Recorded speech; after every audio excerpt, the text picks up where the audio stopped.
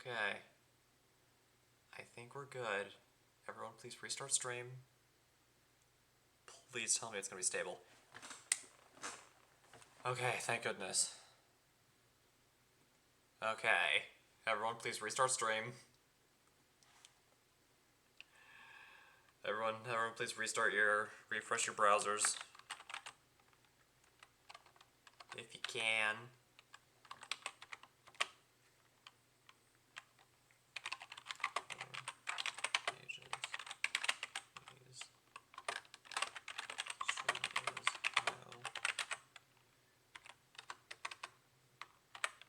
Stable. There we go. We're all good. We're all good. Everything's not dying.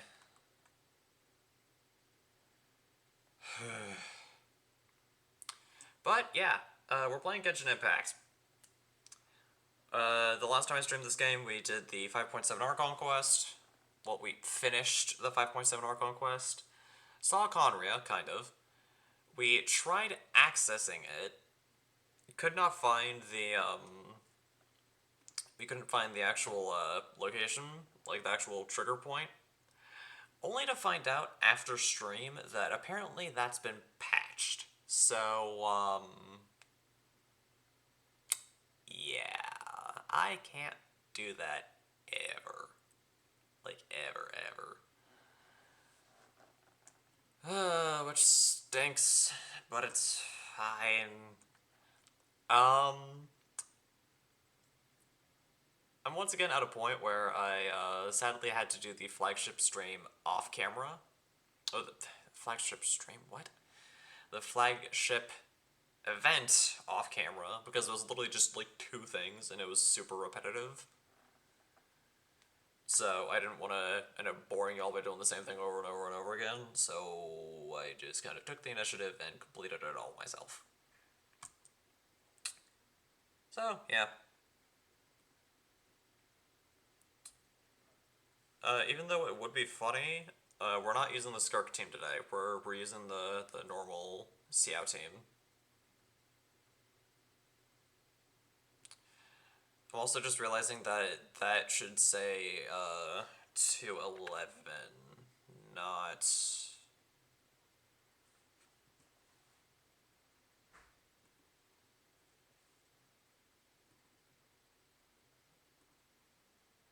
Okay, there we go. There we go, we're good. Wait just a bit longer. Okay. There we go. Error's been fixed. We're good. Okay, now to turn up the volume so I don't go insane from the silence.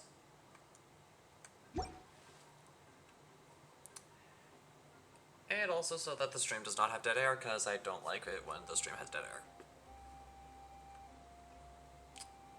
Anyways, what we're going to be doing tonight is the Skark story quest. That is why we're not using Skark tonight, because it would be kind of weird if I did Skark story quest while playing a Skark. As soon as starter current, okay. Listen to Paimon's advice. They're like baked up skinny over there. What's up with you today? Why does Paimon's voice sound so far away? You feeling okay? We've been traveling all over lately, so maybe you've come down with something.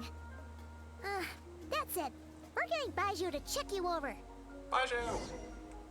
Okay, look for Baiju at Boo Boo Pharmacy. Gotcha. Let's go. If the game will allow me. Okay, there we go.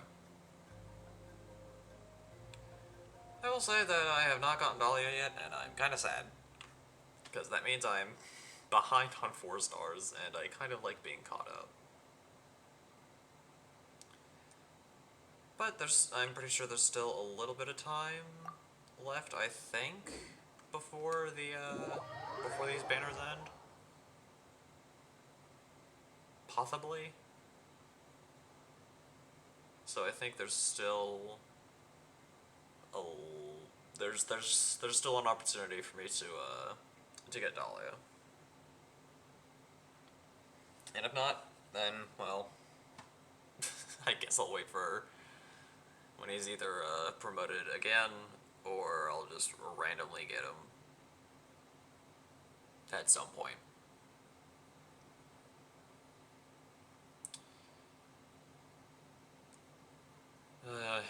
And I also just ended up realizing, looking again at the quests, I never did Escaffier's story quest. I don't really know if I'm gonna do a stream for that, or if I'm gonna do that off camera. I'll just kind of figure it out later.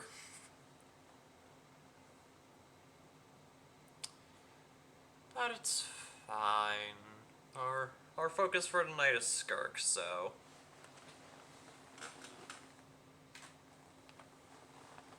Skirk is the one we are gonna be paying attention to tonight.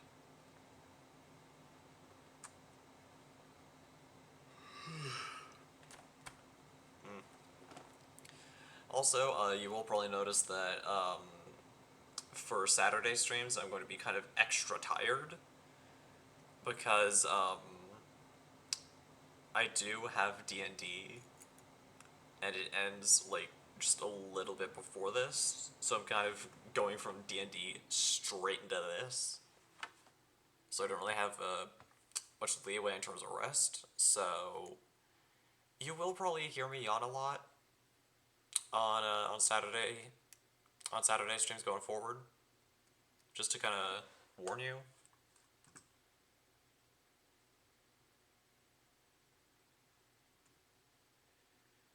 Speaking of Saturdays, let's make sure that the Saturday stream from 2 weeks ago is transferred over, because I forgot to transfer over one of the Friday streams. Specifically, the Mondstadt interlude quest. So that's now officially lost footage. That's forever non-existent.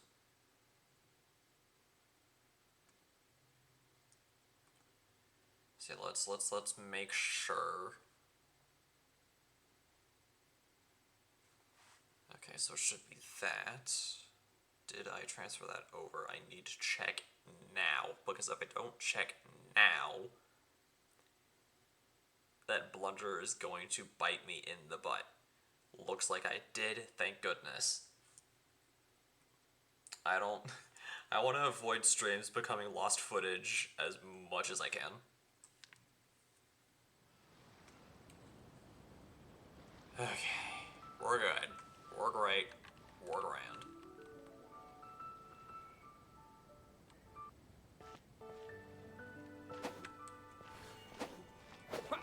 Yeah. Okay, cool. Yeah.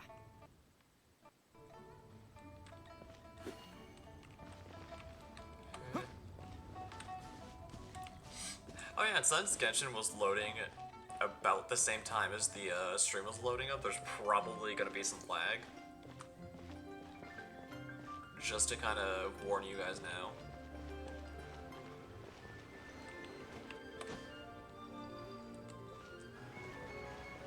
So, yeah.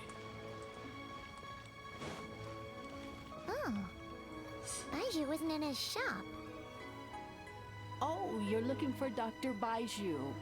He's resting today, but he said to send any patients to the back room. Oh. Alright. Ah, okay. Thanks. We'll head on through.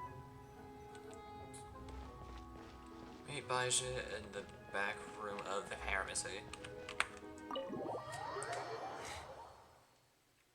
Also, because I'm pretty sure that Len's not here, I get to gush about him and not get caught.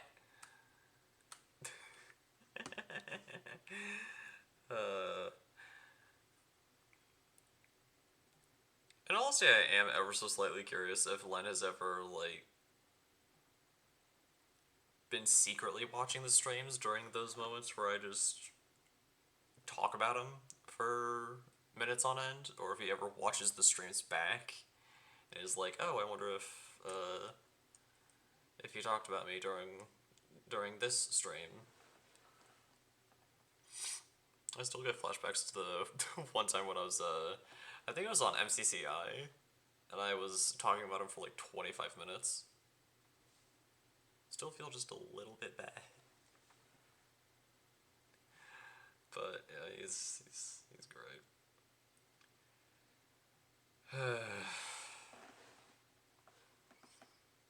Oh, yeah. Another thing that just kind of popped into my head. I am sorry that I haven't been streaming a lot of Honkai Star Rail lately. I really need to get into it, because I'm still not quite caught up yet. It's just that, well, I'm kind of running out of time to use this excuse, but the timing of of my schooling and everything, and just kind of getting used to that has kind of been messing me up a little bit. We will be returning to Star Rail probably next week, because a new update did just land, which means another main story quest, which means that we're starting to slowly get more and more behind as time goes on.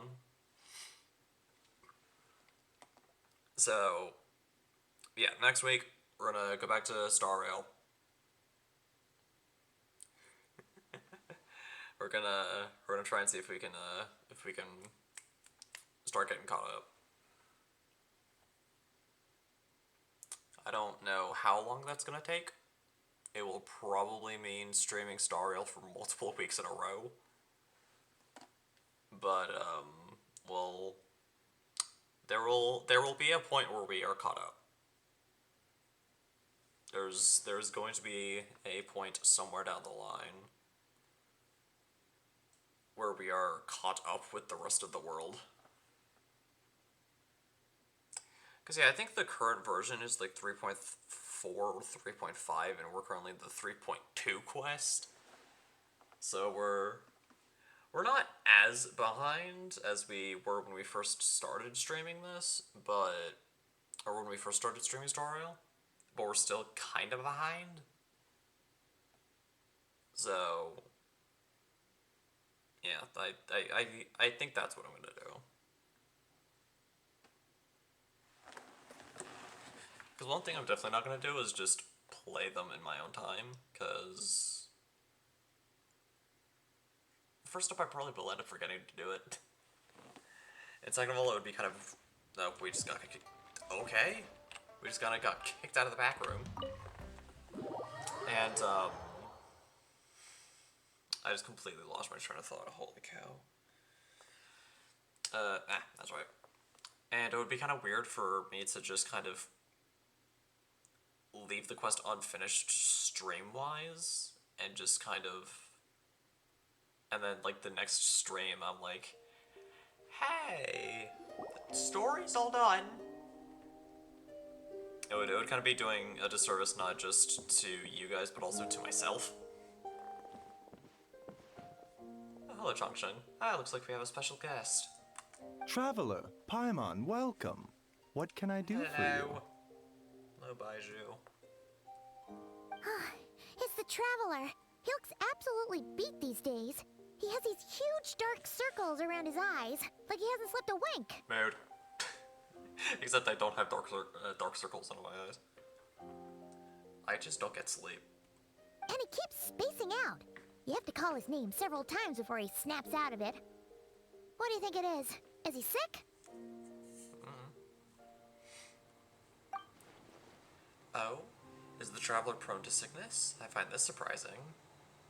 I'm not sure. Very peculiar. In all the time we've been acquainted, this is the first time you've come to me with a health complaint. Come, let me take a look at you. Yeah, it's been, what, 3-4 years?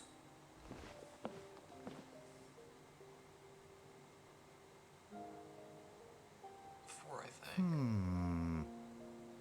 Okay, Paimon does not like that expression, Baiju. It's not serious, is it? Oh, gosh. Complexion is good, eyes are clear. Breathing is steady, pulse is strong. Physically, you appear to be in good condition, traveler. In theory, your energy level should reflect that. You should be feeling right as rain. And yet, I do feel like something's Hence off. my concern.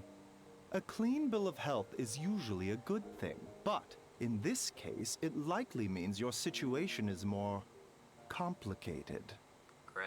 Physical illnesses come with detectable symptoms that can be used to diagnose, medicate, and cure the condition. But afflictions of a non-physical nature, they fall outside a doctor's realm of expertise. Are you saying we need therapy? Huh? What do you mean, non-physical nature? It means we need therapy, Paimon. Curses, dark magic, it's hard to say. It could just as easily be a simple case of mental fatigue. Why don't you rest here for a bit? Whatever it is we're dealing with, clues to your condition are sure to reveal themselves in time. Once we know the root cause, we can administer the right treatment. I've seen my fair share of mental afflictions. To start with, some calming incense, a good night's sleep, In and the a good meal meantime, will do some good. Changsheng and I will review the relevant literature for afflictions that present with mental fatigue. Still, we're not experts on this kind of thing. I say we should strongly consider calling in a specialist as soon as possible. Excuse me. Oh, must be a rare condition if not even Baizhu and Changsheng have seen it before. Oh, yeah. Well, 'cause all they're we can do is take their knowledgeable. advice.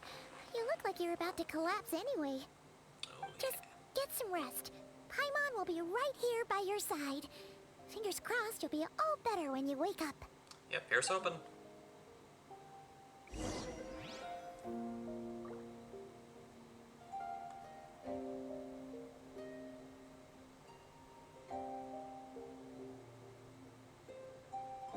Okay. Oh, there we go.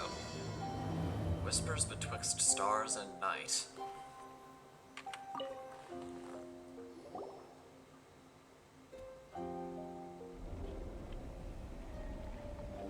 Okay, I just gotta find that image cube.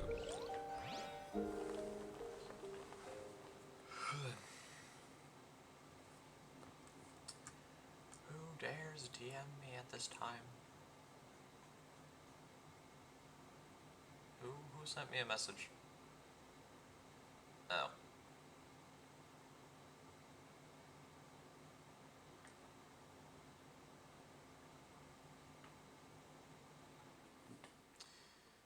Okay then. Looks like we're dealing with lag.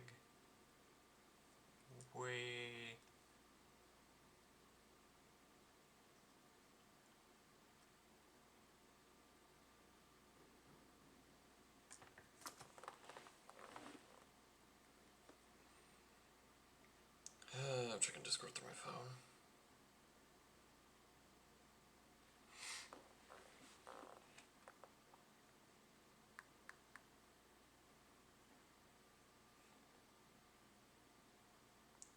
Bar.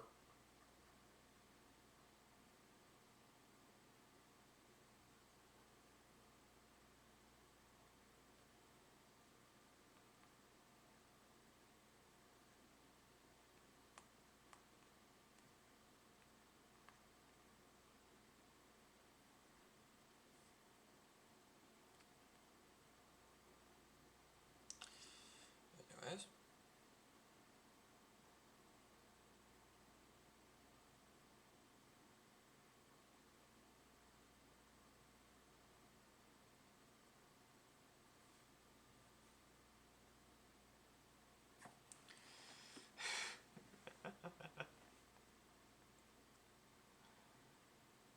Boy. Okay, there we go. Everything is nice and smooth. Kind of. I mean, we've been stuck on this screen for a little bit, but... Okay, there we go.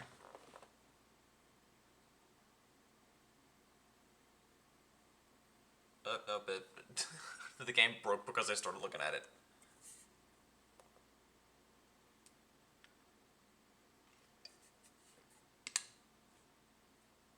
Is it seriously gonna kick me out again?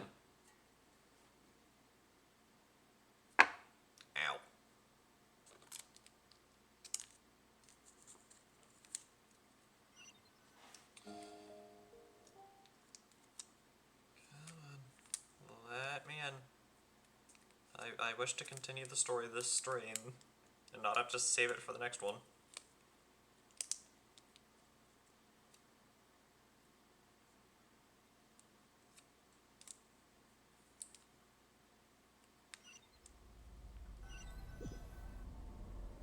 There we go, that's a good sign. That is a sign that the game is working. Where am I? There's a thick fog covering my field of vision.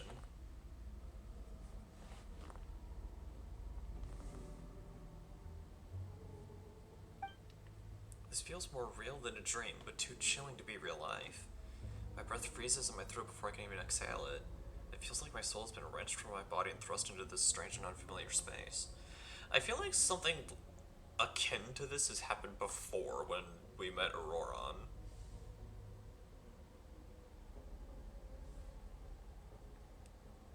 I feel like this has happened, like something like this has happened before.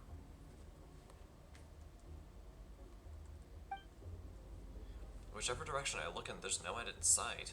And worse than that, I think there's something in the fog following me like a shadow.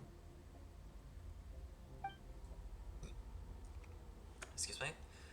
If this is a dream, how long till I wake up? And if it's not, then where in the world am I? I do not know. All I know is that my nose is itchy again. What is that?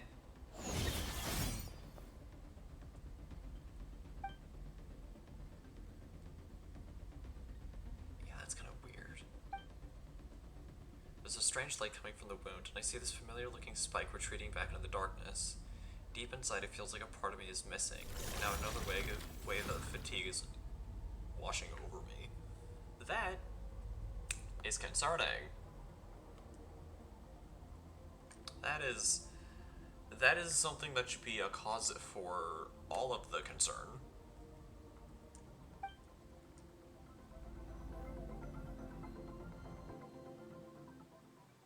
That does not sound like a good thing.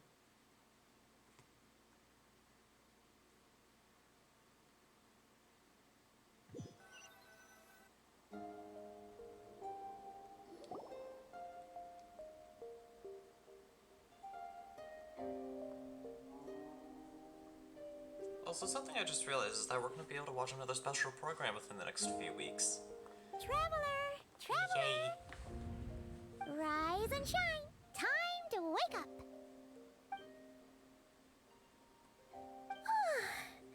For once, you're making Paimon look like an early riser. It's already afternoon. Okay. Hopefully all that sleep did you some good. Feeling any better? Paimon, I need you to check if there's a cut on my back. A cut? What? Did you scratch yourself in your sleep? All right, let Paimon take a look. Yeah, because something did stab us. Nope, nothing there. Wait, did you have a nightmare? Okay, don't panic. Paimon heard that dreams tell us what we need by showing us the opposite. So, if you had a nightmare, maybe all you need is something to cheer you up. Come on, Paimon will treat you to something yummy.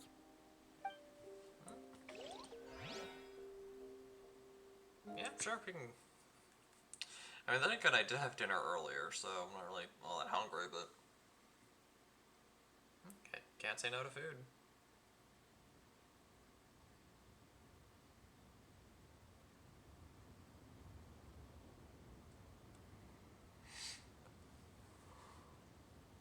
I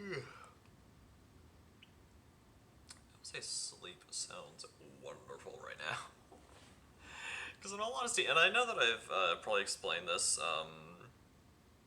on Thursday. I was about to say yesterday, but then I remembered that I did not stream yesterday because 4th of July.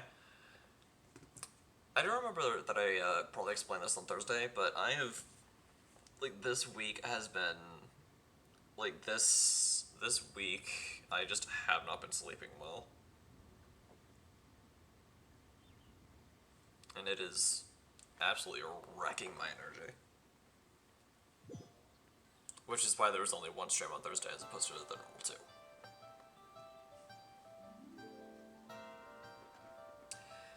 Because I have been getting much sleep. Sadly. But it's fine, I'm fine, everything's great. We're all good.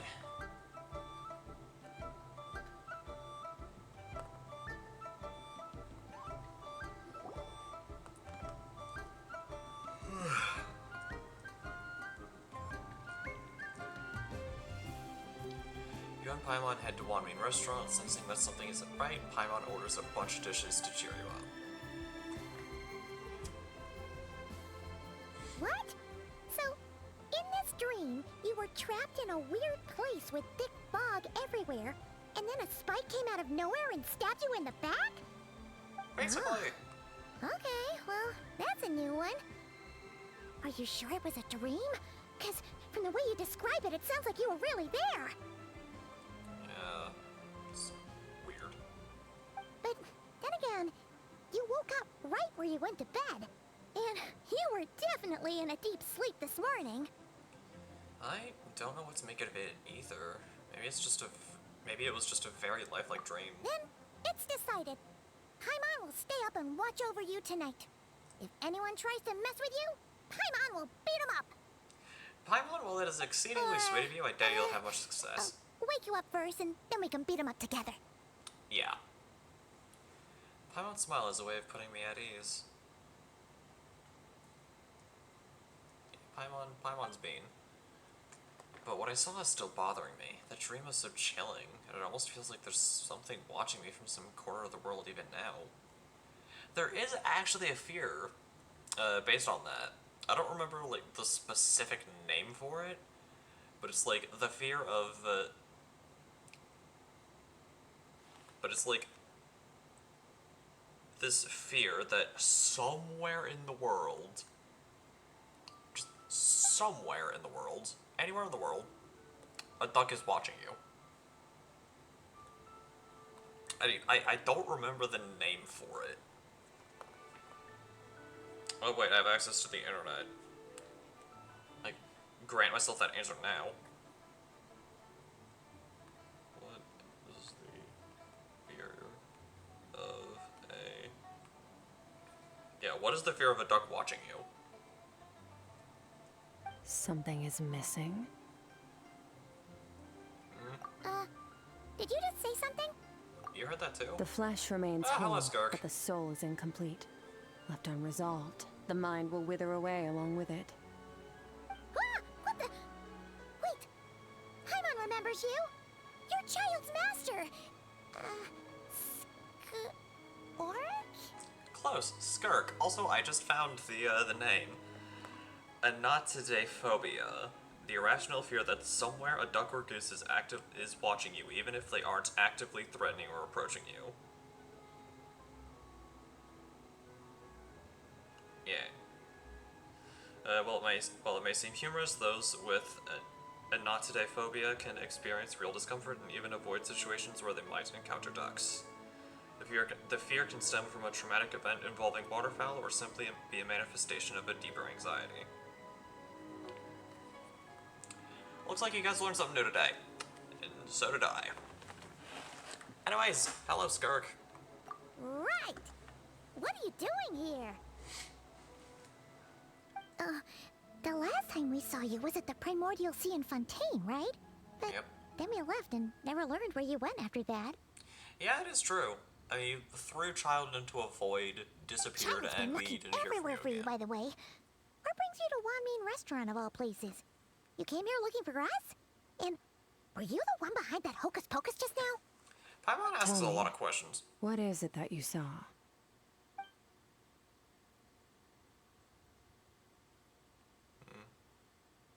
Tight-lipped, huh? I suppose that's fair. Yeah. You. I'll take a glass of wine. Oh, of course. Coming right up. I mean, personally, I don't We get make it. I this don't drink, one in-house. It's not too strong. Enjoy. Chef Mao, I'll take a grilled tigerfish over here. Coming right up. Ah, if I knew we'd be this busy, I wouldn't have approved Shenhe's vacation. Wait, Shenhe works at one main At restaurant? the end of the day, what That's kinda happens to wholesome. you is of little consequence to me. I'm not here to try and win you over. Trust me or not, the choice is yours. If you want my Okay. help, now's the time to speak up. You have until I finish my drink. What do you know about this I situation? was investigating an abyssal disturbance in the area and happened to notice you. Part of Okay. your soul is damaged, and the wound bears traces of abyssal corrosion. Need I say more? Well, that's Neither concerning. of those things sound good. Nope. Skirk seems to know something, and given what I've seen of her strength, I bet she can tell what happened to me. I don't know what her goal is, but in this moment at least, I don't think she has bad intentions. Well, should we trust her? What do you think? She mentioned an abyssal disturbance. Maybe that has something to do with what's going on with you. But we could always find a different expert on the abyss to help us out. Not on short notice. Yeah, and that thing she said about your soul being damaged is staring, Paimon. Definitely something we should fix sooner rather than later. Yep. Also, the only other Skirk's an person... interesting one, that's for sure. But from what Childs told us, she doesn't seem evil, at least. Yeah. Also, the only other person that we actively know that has knowledge on abyssal stuff is Dainsleif, and he isn't very reliable in terms of appearances. He kind of just does whatever he wants. So, yeah, aside from Skirk, we don't have any experts on abyssal corrosion on short notice. 1, 2, 7, 10. That'll do. Well, have you made up your mind? I believe so.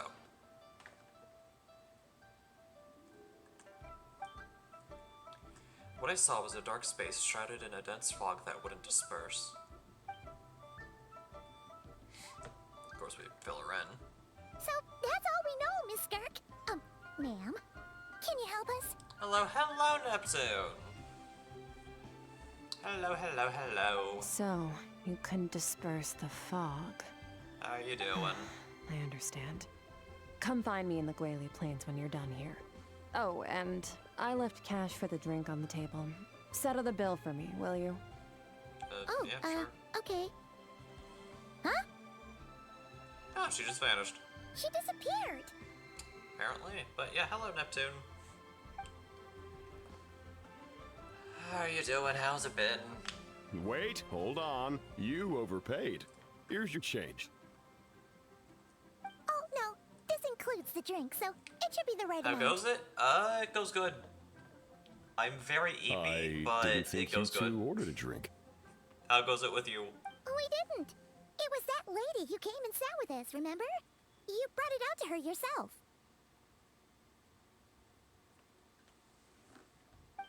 Wait, does he You not sure? remember?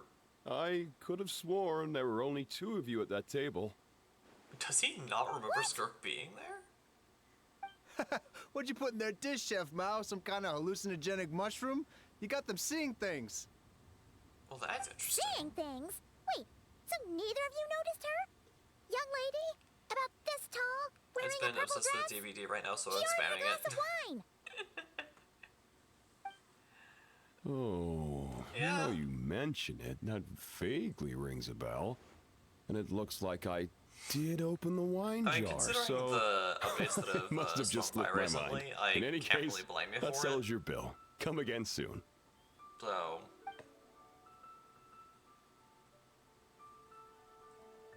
Coming! yeah, because wasn't there a Okay, FNAF what was collaboration going on update there? that It's like I dropped didn't recently? remember Skirk being That there people at have been all. talking about?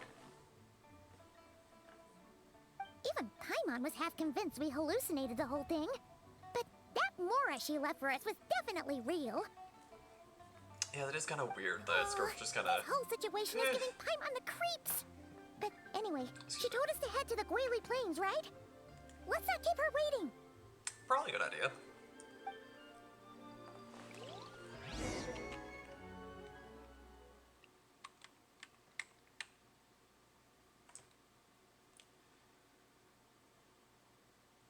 Also, I keep forgetting to mention it, but next time we're on PR or even after stream, you should add my Discord. Oh yeah, right.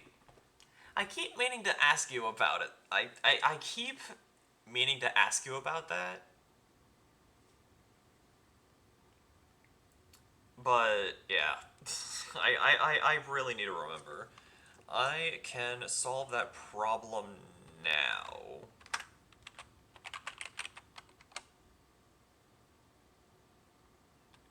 I think that's the command.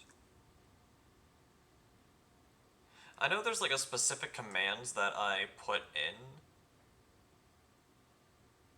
that kind of just generally gives socials. I think it was exclamation mark social, but I don't remember. My memory has just been kind of up and down lately.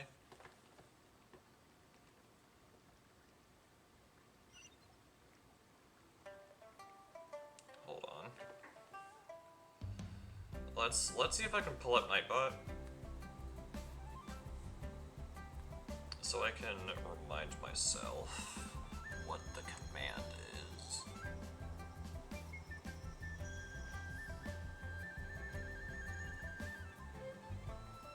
What was it?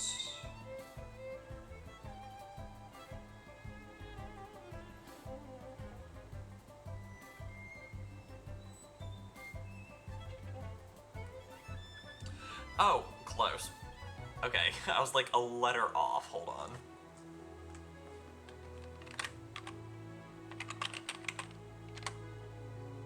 There we go.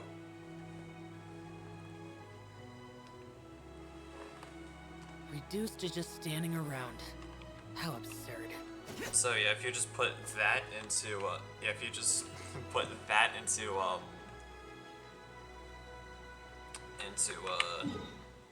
Discord, you should be able to find me kind of quick. You might have to mess around with the capitals, with the letter capitalization, but you should be able to find me easily. Because I am not creative when it comes to what I call myself on different social medias.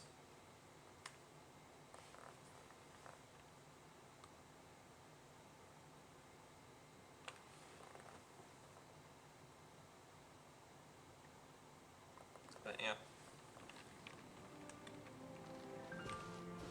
That's the wrong way.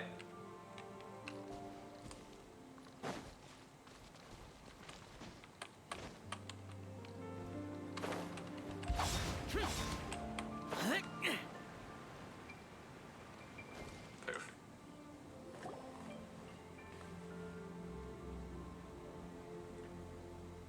Whoa!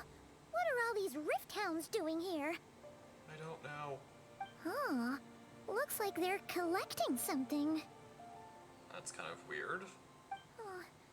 Let's go check it out.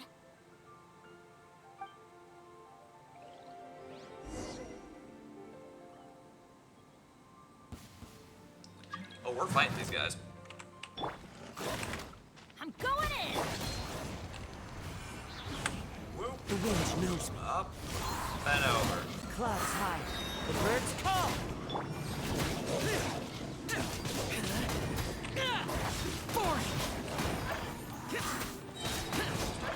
There we go.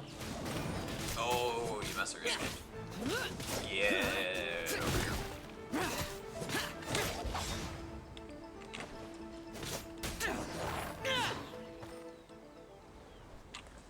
There we go. So, this is what they were collecting. It looks kinda like... God remains? Yeah. What is going on here?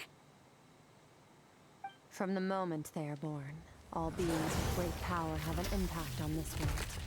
Even if their body is sundered and their soul extinguished, their influence remains.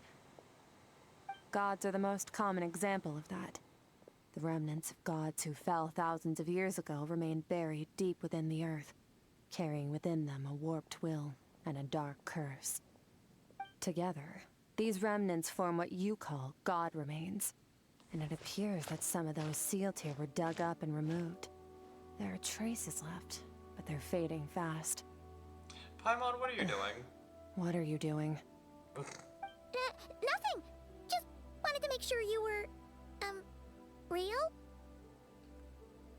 She's definitely not a ghost traveler. Paimon poked her, and she's solid. After you left the restaurant, the other diners acted like you were never there. Your life hangs in the balance, and that's what you're fixated on? Strange set of priorities. A weird It person. was just a trick to avoid being perceived. If someone notices me, those memories are erased. Simple as that. Unlike you, I have no desire to establish a connection with the world. The weak and the lowly have no right to remember me. You've got a They're rather lucky unique they only username have for a most few things. missing memories to show for it. I can taste Now, the sarcasm. Can we please get back on track? Okay. Where were we? Because Right, I definitely the God don't. remains. So I am basically, there's known not under less the of them same here than there name used to be, right? through a Isn't good that a chunk good of social thing? medias. In our experience, God remains are 100% bad news. A lot of terrible things have happened because of them. Maybe it's a good thing by human standards, but power doesn't come from nothing, and it doesn't just disappear for no reason. The Yeah, remains energy aren't just cannot gone. be created nor can it be They were destroyed. taken. Like, part of my soul was taken? Very clever, traveler. You aren't the only one who had something taken from you. There are victims like you everywhere. The only difference being, you can speak, and the remains cannot. So it went unnoticed. Something similar happened in Sumeru. Within the span of one night, countless consecrated beasts were slaughtered, and a large amount of the god remains buried in the desert went missing. Of course, god remains are just one of the targets. The culprit is chipping away at sources of power all over this world, including the Stella Fortuna above. Wait, you mean the stars? Keep in mind, this guy into that's fake. 42 of them have died out in the past few months alone. That's concerning. In I've gone by Conria, Neptune people for as long believe as I've that been online. powerful individuals have Yes, you corresponding can't Stella ding me. Fortuna. You cannot ding Even me should for that it. individual fall, Can't judge me the for Stella Fortuna being would known not as the Lego disappear, kid literally everywhere. but gradually evolve into Wild a new Xbox gamer tag constellation. was insane though. Yet now, Part of me stars are wants to know what disappearing it from the skies was entirely. now. And it's not That's- hard to that's- deduce what's happening to the power I'm they now contain. curious as to what your Something gamer has tag been was. leeching power from this world, like a parasite steals nutrients from a host. And now, it's no longer satisfied with the remains of the dead. It wants you. This time, it only took a fragment of your soul. But next time, there's no telling how far it could go. But why me? No one knows. All I know for certain is this. Getting back what you lost will not be easy. Considering how much power this entity has stolen, it must be a god-level being by now at least. But that's not the real concern. Souls are fragile things, and yours could easily be crushed if you go up against it. So you're gonna help us, right? We're going to help each other. You are my ticket to uncovering this thing's true identity. And you're our ticket to getting your soul fragment You back. seem super strong, and you know a lot about the Abyss, so Paimon will take it. Thank you. Don't get all mushy I could never on get me. into Genshin Impact. All I'm doing Yeah, is it's definitely helping you not get for back to everyone. normal after a sudden crisis. Too slow gameplay wise. Yeah, And can I get should it. warn you, getting mixed up with me can have unforeseen consequences. We're on very different journeys. You don't want to be in my debt, trust me. You help me uncover the truth behind this entity, and I'll help you recover what you lost. This is a transaction, that's all. You would do well to remember that. Now, come along. I will agree that the gameplay is kind of slow sometimes, but the story itself is still Yeesh. pretty You'd interesting. think she'd be a little friendlier since she's agreed to help us. But nope, she's just like when we met her in the Primordial Sea. So cold. Indeed. Also, not to mention that the characters Whatever. are absolutely If that's how gorgeous it's gonna be, then design-wise. she doesn't deserve our friendship.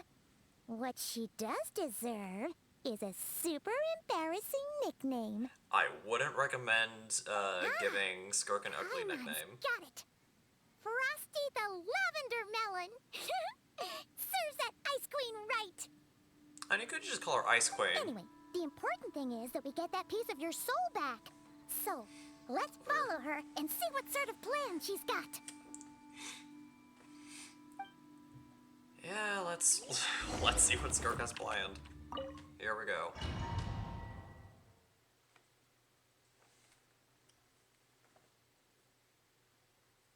But yeah, as I said, games like Genshin aren't really for everyone, so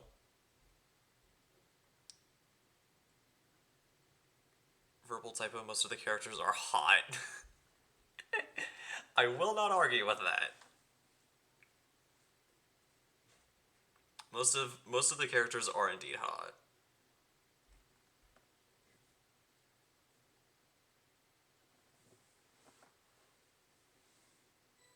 Like, I am more than sure that there are a lot of people who find, just for example, Skirk hot. Because, I mean, look at her. She is very beautifully designed. Whoa! This place is way bigger than Paimon expected. Where are we? Like, even the, This is where like, I some live. of the, I suppose it's even the some of the closest thing I NPCs have are to a home extremely here. attractive. And it pains me. It seems more like somewhere in the abyss. It is. I brought you here because time flows differently in this place. Oh, like the Feywilds in D&D. I don't know how much Ajax has told you, but when he fell into this space, I mentored him for 3 months. In that time, only 3 days passed in the outside world. Oh. Ajax? Oh, right! Now the That's Wuthering Toad's Waves characters, real name. my goodness. Yeah, Paimon remembers him mentioning something like Again, that. no arguments. So, a month here is equivalent to 1 day in the outside world? That should mean we're safe from that power-hungry soul snatcher for I will not now, argue right? with you on that. Yes. well, Quite I didn't bring you a here large just to show majority you of around. the In the outside Wuthering world, Waves the characters traveler could be are attacked at indeed any hot. moment. I probably coming won't here ever has play bought us Wuthering quite a bit Waves of time. myself, Now, we but I just will need to agree with you figure that out some how of to the characters investigate there are that place you absolutely saw. gorgeous. The one full of fog. Both your description and the abyssal disturbance I felt point to that space having some connection to the abyss. It could even be a domain similar to this one. The thief who stole that fragment of your soul is hiding there. But the abyss is a chaotic and turbulent place.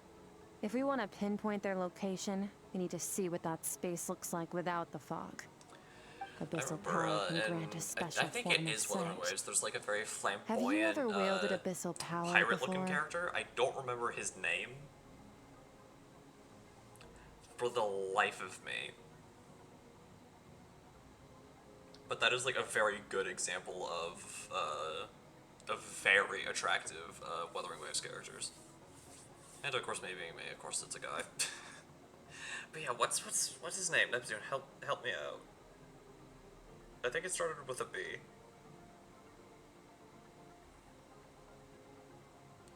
The really colorful pirate guy.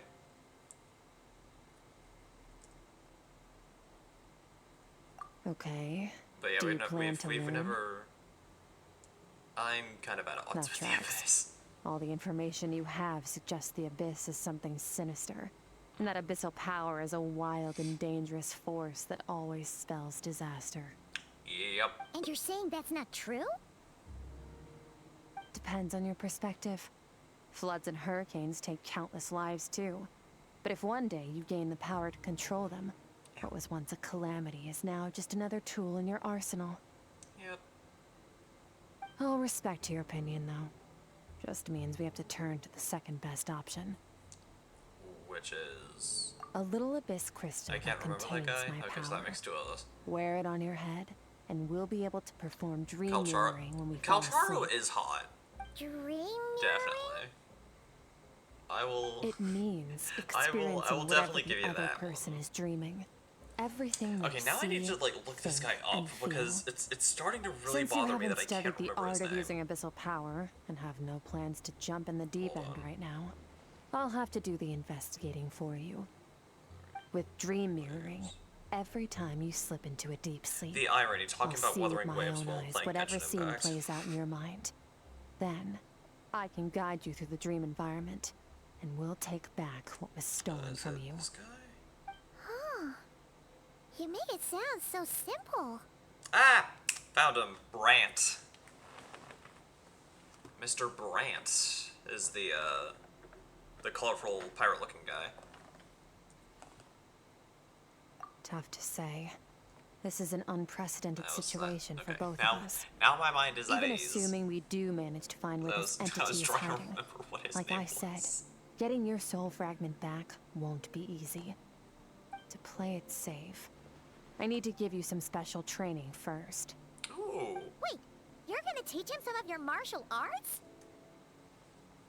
Does that mean the next time we see Child, we have to treat him like our senior? Well, let's hope not. Do as you want. For my part, I don't see you as my disciples.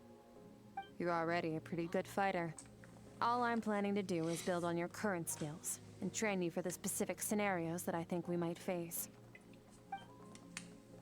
But that's enough talk. If you're ready to do this, then come with me. Time might be more lenient here, but that's no excuse to waste it. Oh, she moves fast. Paimon can hardly Yeah, keep up with her. It's Brant. And I do remember that Special training, huh? Kind of a rare opportunity. that some people were complaining With about a your certain character's skills, design there's not a lot because of people apparently qualified to train you. they looked Last hotter time in the something like original this design, happened was probably and then the anti-Raiden developers Shogun changed training, it right? where he didn't look as attractive. Feels like a lifetime ago. Skirt Scar, seems I pretty think his strong name too, was. though. Remember how she said that the all-devouring narwhal was just her master's pet? Maybe we really will learn something here. Maybe. But yeah, I remember that there was like a whole issue with Scar's design because the developers made. I've got to head out. I might be on VR tonight, so see you around if I am. All right. Bye. Thank you for swinging by. All right, let's check out this special train. Oh, we're forced to use Traveler.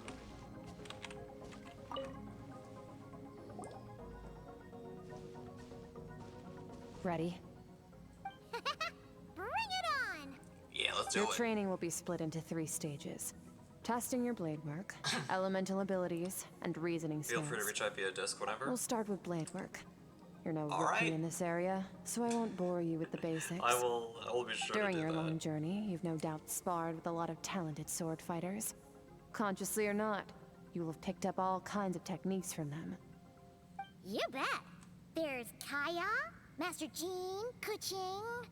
Oh, and Kazuha, Ayaka. Singcho. Yeah, we've met sword masters like you in every nation we've been through. You sparred with a bunch of them too, right? Nice to know it's all gonna come in handy now. Don't get too smug. In sword fighting, techniques alone are not enough. You need a cohesive system to bring it all together. A style or school of fighting. To use the human body as an analogy, your style is your skeleton, the foundation, the framework. Techniques are the muscles and other flesh attached to the bones. This is where your strength comes from. Improving your sword fighting is like growing that body. If your frame got bigger and taller, but you didn't add any muscle mass, you'd be weak and flimsy. Then again, if you packed on pounds of flesh without a big enough frame to support it, you'd end up bloated and unwieldy. Understood. So, what's the next step? You need to do some introspection. Take a good, hard look at your past experiences and figure out which parts of what you've learned are just techniques, and which parts can be used to form your own system of blade work. Okay. Only then will you get the full utility out of all your thoughts and observations along the way.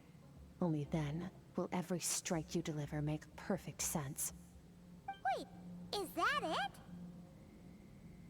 Paimon thought you were gonna teach him some cool new moves.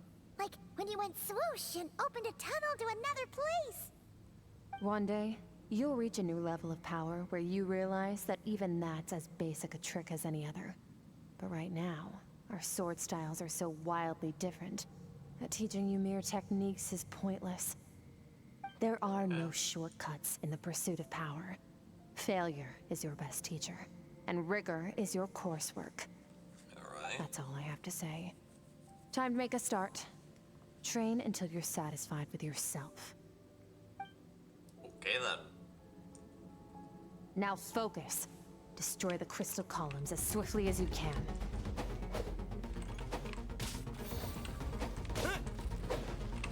Yeah, yeah. Yeah.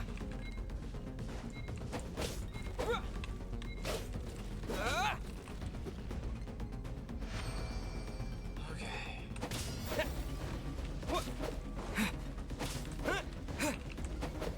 Ah, shoot.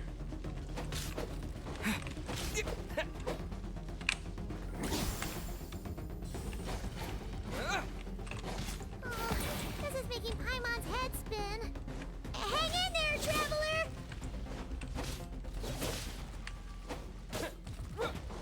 Actually, I have to strike 900 of these. This is gonna take ages.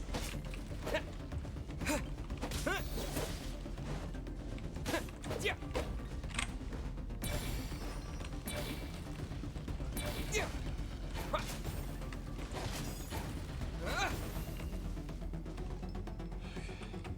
As training progresses, your strength improves.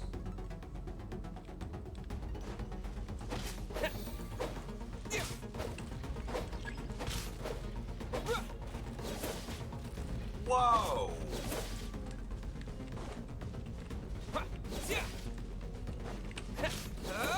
There we go.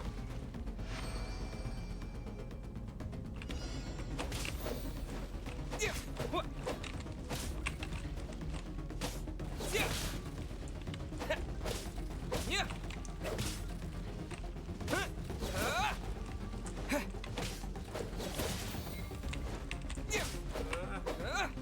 there we go. Stay calm. Use your head. You have to keep it together.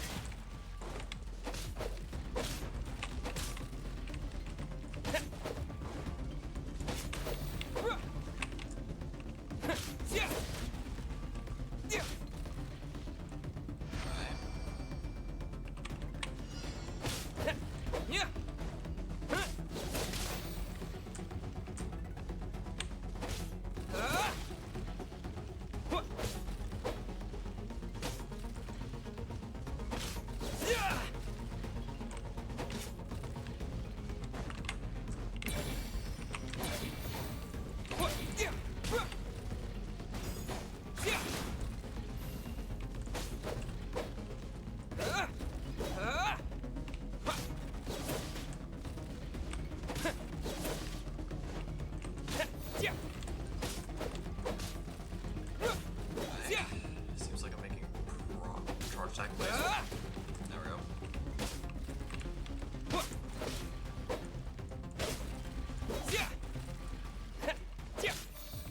And finally.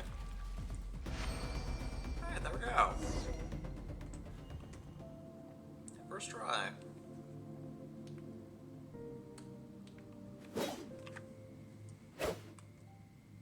Amazing. This is transforming my whole view of sword work. I'm using the same techniques as ever, but now they're having different effects. It's as if I've unlocked a hidden door in my mind, and there's a wellspring of strength on the other side. Good analogy. In my mind's eye, I'm seeing images of the friends I've made in Teyvat. Theirs are the sword styles and techniques I've come to know. This moment will be frozen in time. Cut to the chase.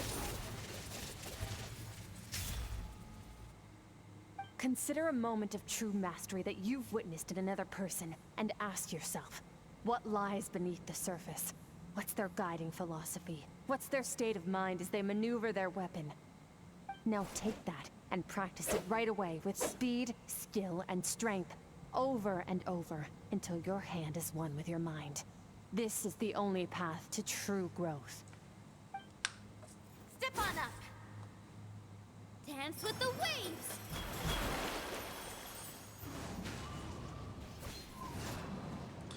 Nope. No viewer bots.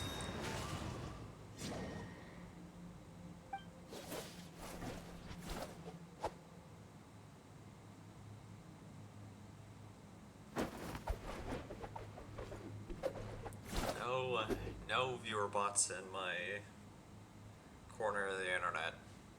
None of that. If you start to tire, empty your mind, but do not stop. Stay in that frame of mind as you keep up the fight. Get rid of all redundant movements. Imagine your sword is an extension of your own body. Wield it just as you wield your arms, hands, and fingers. 'Twas on a deserted, moonlit night that the hero approached the vile dragon's limpid lair. Ring cutter! Feathers fleeting wet, the white heron treads water, a sight without flaw. Master of Inazuma Kamisato art Tachijutsu.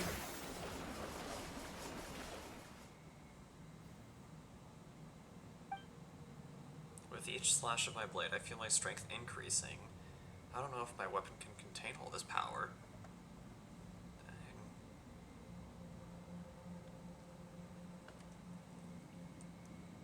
Dang. I'm in the zone. Limitless power is surging through me.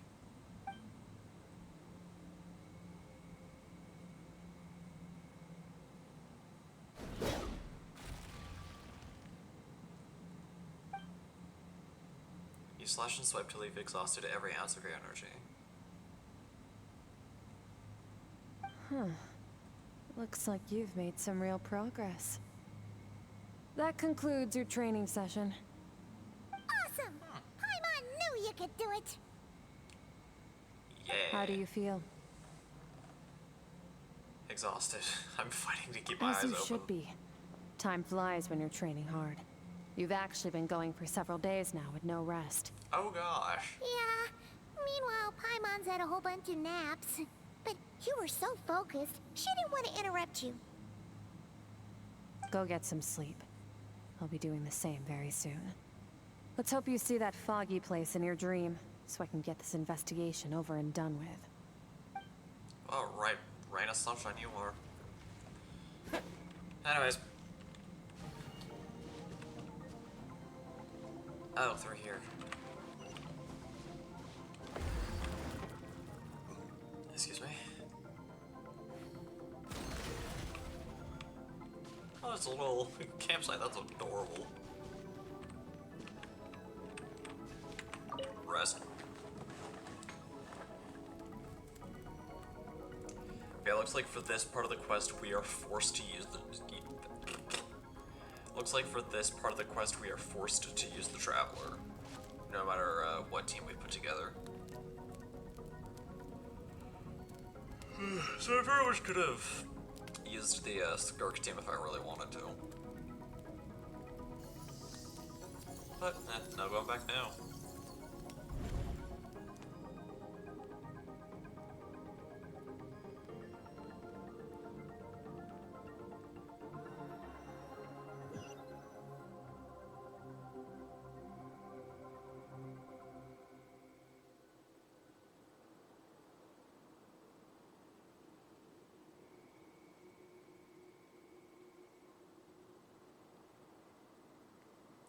So let's see if we dream about that place again.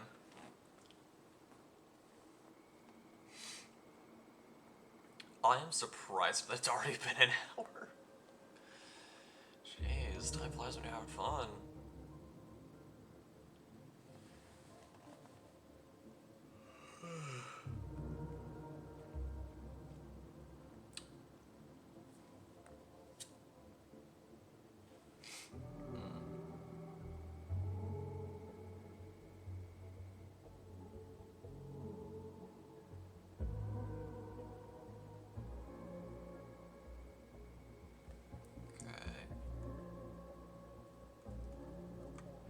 Oh, there we go.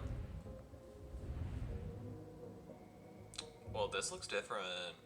What is this place? Have I been pulled back into that place again? But Skirk said the dream mirroring would kick in when I fell asleep, so why am I back here? No, on closer inspection this isn't the same dream as last time.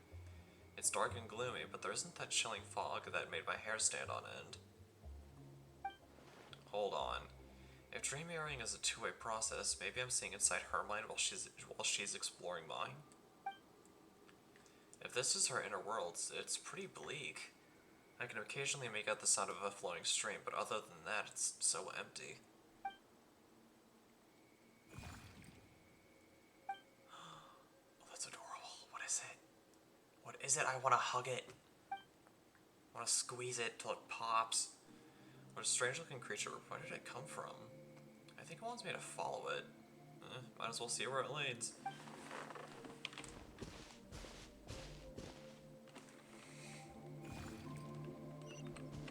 Alright, let's follow the small adorable creature, I guess.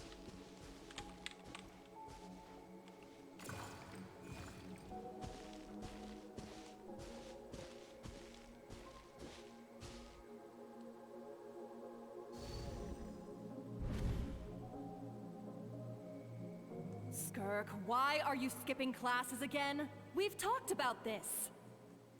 'Cause he's a crabby old man, and he's a boring old man. I don't like going to his classes. Excuse me. You shouldn't talk about your teacher like that. It's very disrespectful. All right, let's not get into a big fight about this. Skirk's learned what she needs. There's no point forcing her to sit through more classes if she doesn't want to be there. But I'd still love to hear about what you got up to yesterday. Why don't you tell your dad all about it? I went diving, and I saw this huge fish. I never knew they could get that big. It looked kind of dumb, though, with that stupid big fat head. I tried to shake its fin, but it just spat water at me.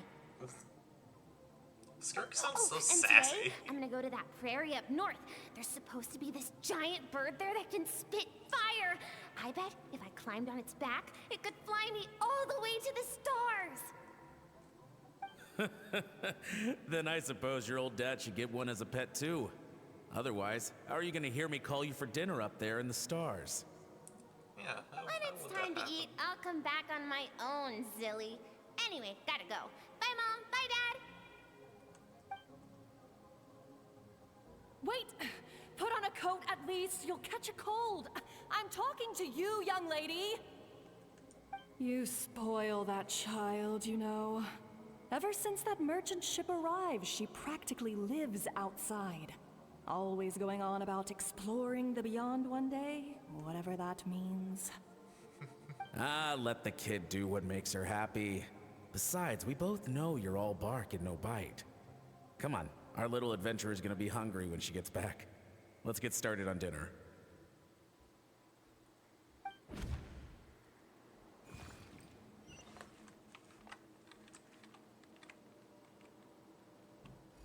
There we go. I'm out. The weather's wonderful today.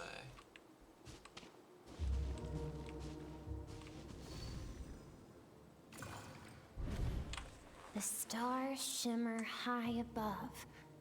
But what lies beyond the stars? Mountains as far as the eye can see? An endless snowy plain?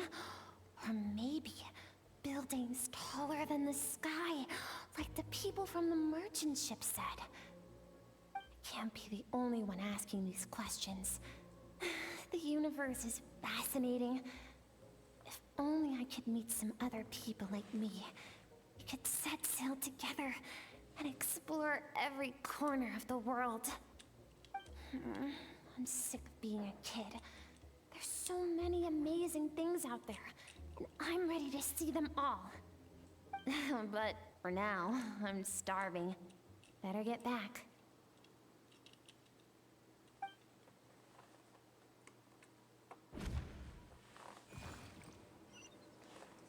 I'm just gonna mess around with stuff on my desk.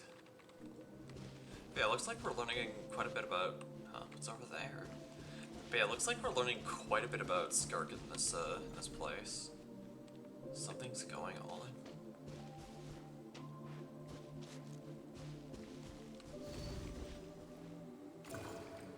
Everything got orange. Don't let a single one of them get away! Oh. No, please, spare the children! Stay back! They're coming! Help!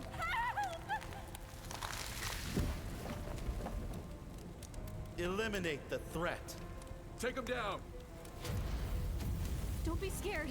Ah! This way! We'll never make it! Fire. There's fire everywhere. What happened? I don't know. I told you we shouldn't have trusted these outsiders!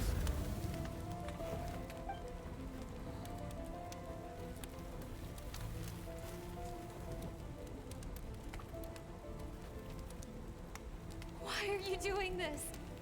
What did we do to deserve this? We welcomed you with our finest food and drink, showed you the best our home has to offer, gifted you cloth dyed by our own hands.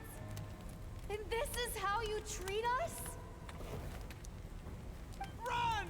Save yourselves! Captain, Zone 3 is clear and we have Zone 2 surrounded. Begin extermination. Remember the orders from upper command. No one is to be left alive. Rest assured, sir. We have enough munitions to annihilate these savages and burn their entire civilization to the ground. Jeez. Good. The only ones who put up a real fight are that man and his wife, correct? What's their status?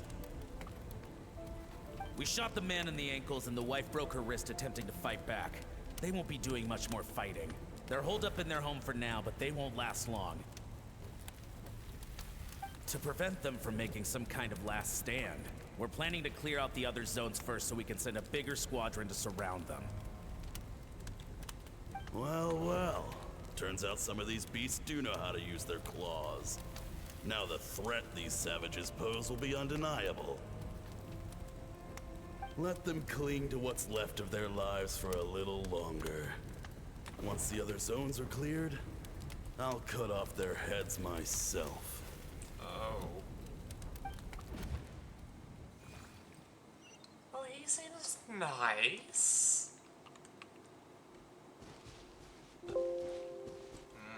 It smells like something's burning. What's going on?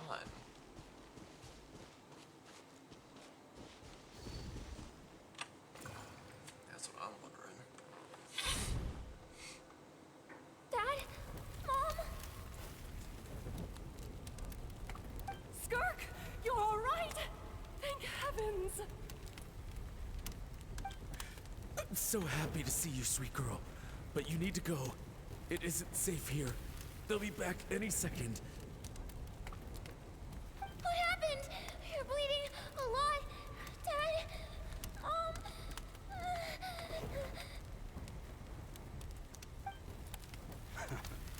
This is the place. Alert all units. Prepare to surround.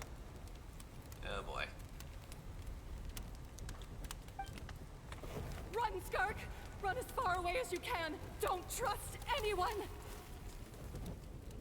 Your dad and I, we're not afraid to stare death in the face, but we need you to survive. My clever girl, so curious. You're already so brave. I know you're going to grow up to be such a positive light in this world. Whenever you miss us, just play this song. Remember, life is a gift. Don't let darkness claim it. Break down the door! Look what we have here. A savage that can pluck a tune. Well, the show's over.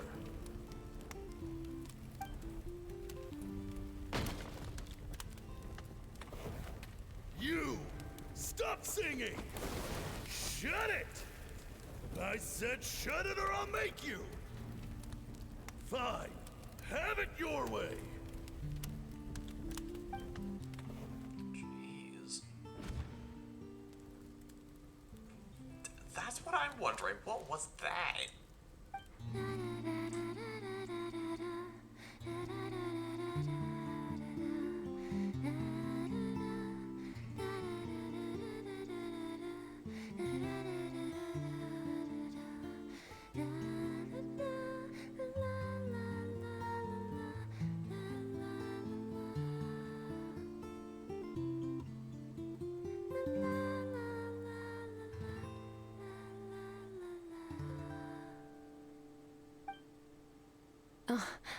you're awake? Yep. I found a few clues while you were asleep, but it's only a start. Now, time for the second stage of your training. This time, the focus is elemental energy. Come find me when you're ready to begin. Alright.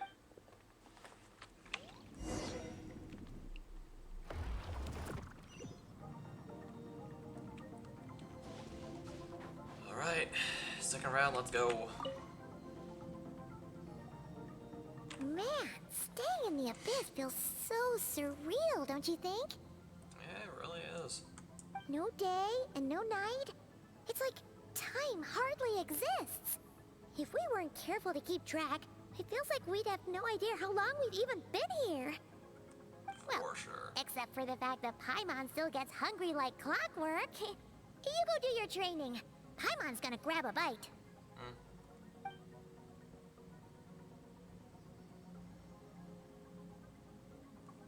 Right. The way ready to I start. see it, the pursuit of power is divided into 3 stages. The first is mastering the use of standard weapons. Next is learning how to harness natural energy. And after that, you're free to challenge even higher dimensions. The natural energy of Teyvat is, of course, elemental energy. But that's not my area of expertise. I draw from a different source of power. A different source of power? Abyssal power, yes. Also known as the power of the Void Realm. My master, Sertologi, is a true expert in that area. After all, he was one of the group of 5 that infamously stole the all-encompassing power of the Abyss. An act for which the people of Conria gave them the epithet, the 5 Sinners. The elemental energy of Teyvat, on the other hand, is derived from the power of the Light Realm. These 2 forms of energy exist in direct opposition to each other. Suffice to say, there's not much I can teach you this time. But there's something familiar about the power you use. It almost seems related to cryo in some way. A keen observation, traveler. Call it respecting local norms. The Abyss stands in direct conflict with the will of this world. So, to make my life easier, I disguise my power to make it appear cryo-like in nature. Gotcha. It's a technique I learned from some Conrian ruins, known as the 7 Shifting Serpent. If you ever change your mind about delving into abyssal power, I can teach it to you. Abyssal power doesn't really suit me, since I do have the ability to purify it. So I've heard. You seem to have a knack for removing abyssal power. But is purification really what's going on there? Like I said, power does not simply disappear. What are you trying to say? Just thinking out loud. Let's focus on your elemental training. That's what's gonna help us if the situation gets tricky. Fair enough. True growth comes from adversity, but only if you make the choice to pick yourself up again every time you fall. So, it's time to push yourself to the limit, and then keep pushing. This is the only way to advance at pace. Use the power of Animo to clear the field as fast as you can. Alright, so we're forcing an element switch.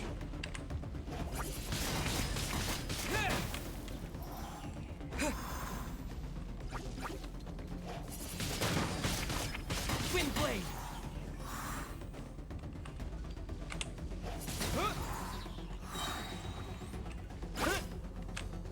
Wind blade. Okay, I'm gonna wait for the big pyro slime to ignite. There we go. With the wind.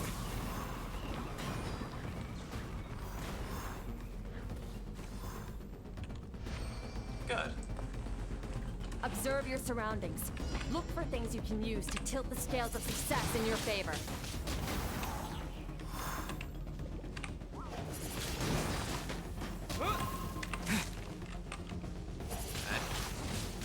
Wind blade.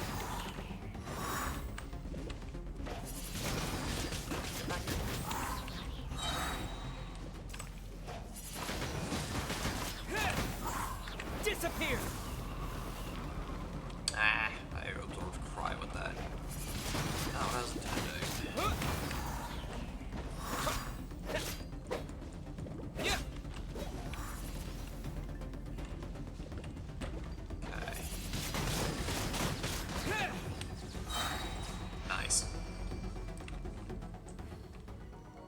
train the elemental powers one by one, ending with Hydro. Use the power of Hydro to destroy the spikes.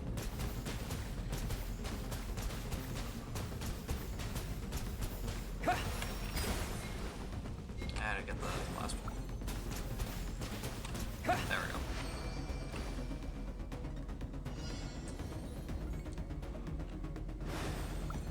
Faster.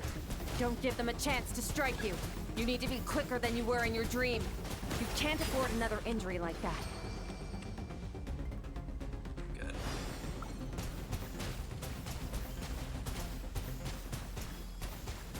Good.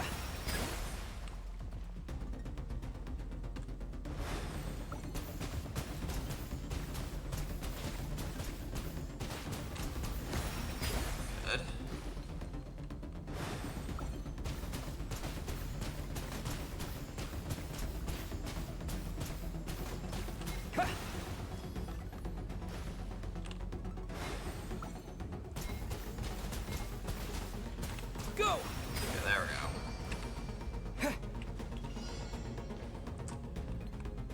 15 and 45. Alright, I think I can do that. Basically, there's time to draw. Go! At you.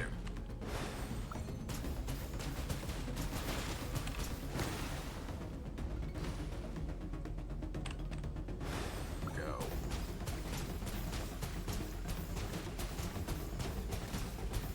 Go! There we go.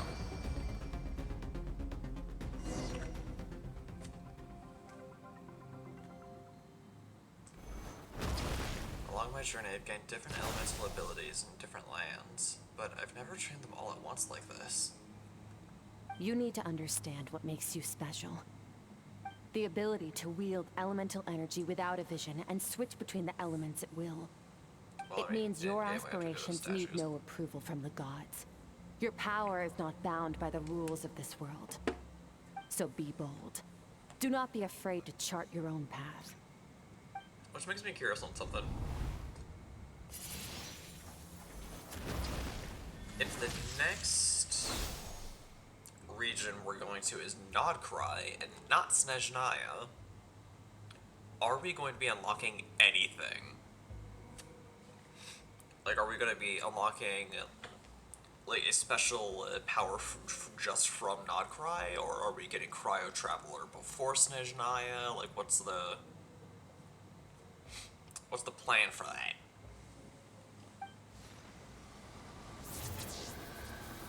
I guess we're gonna find out in a month or two, but I don't really know.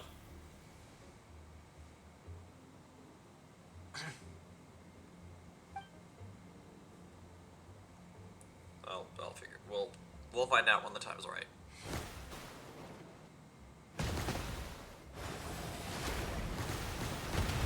Whoa. Very good.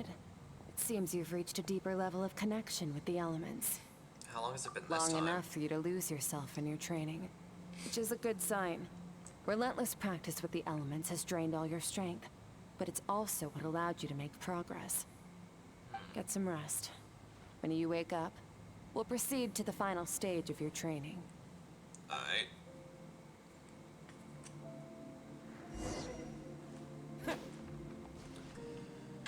Alright, here we go.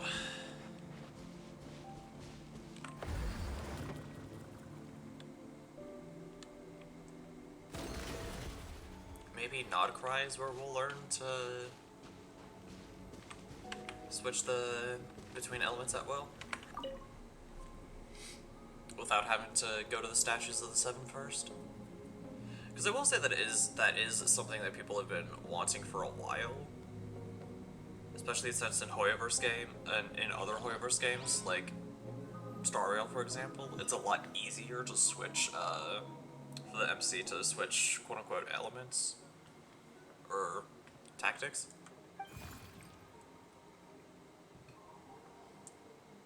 Did you bring me here?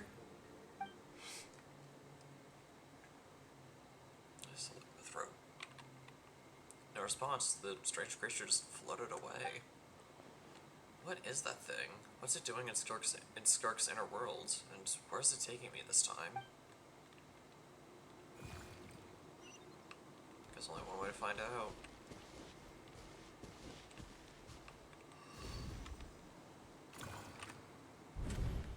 What is the secret to power? Longing. Hatred. Self-preservation. No. It is fear. The fear of losing those you love. The fear of watching your home burn. Fear of loneliness. Fear of death. Fear is the source of evolution. It forces humanity to adapt to their environment and overcome hardship. It is in the process of prevailing over our fears that we surpassed first ourselves and then the rest of the world. That fear is now part of you. It calls on you to evolve. And it is time to answer.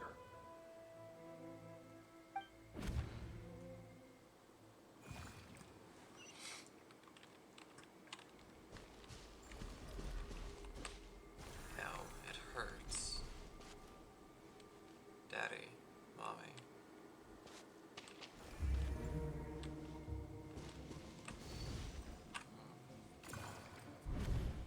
Any minute spent missing home is a minute wasted.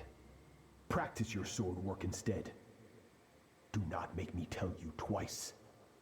But, Master, I can barely lift this sword anymore. If I keep going, I feel like my wrist is going to break. So it has not broken yet. Then pick up your sword and keep practicing until it breaks. I want to hear the cracking and splintering of bone. Oh gosh. After all, bones can always be reset.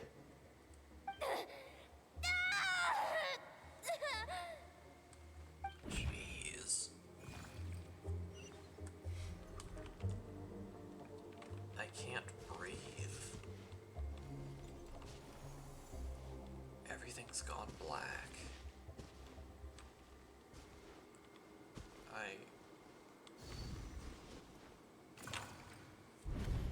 Good Skirk.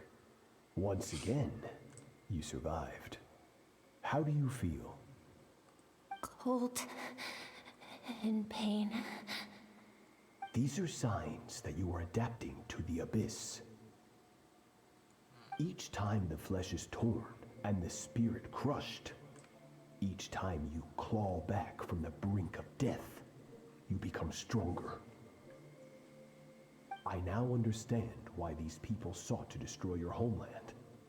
Your potential goes beyond even what I could have anticipated.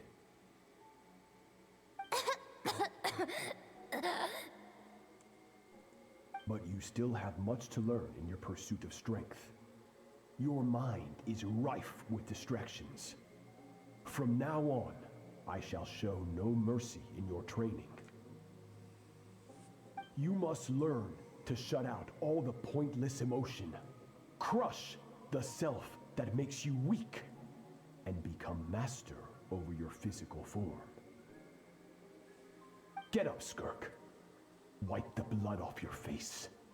Cut away the rotten parts of your flesh. And mend what is broken. Then take up your sword.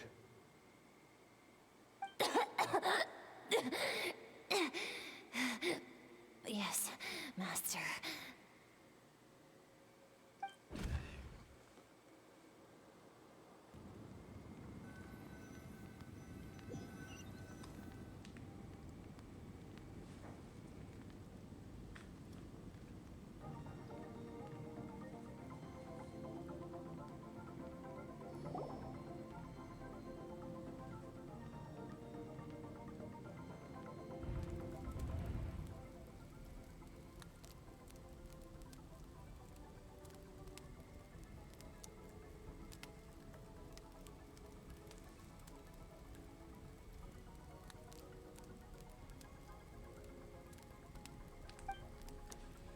So many questions about Skirk's past. Where does she come from? What has she been through? I think we're all wondering that. But we are learning piece by piece. You're up! Hopefully you got some good rest. Skirk said to tell you that she's ready to start the final stage of your training whenever you are. Well, So, want to head over now? Or did you want to wait a little? I really want answers, but right now it's vital that I complete my training.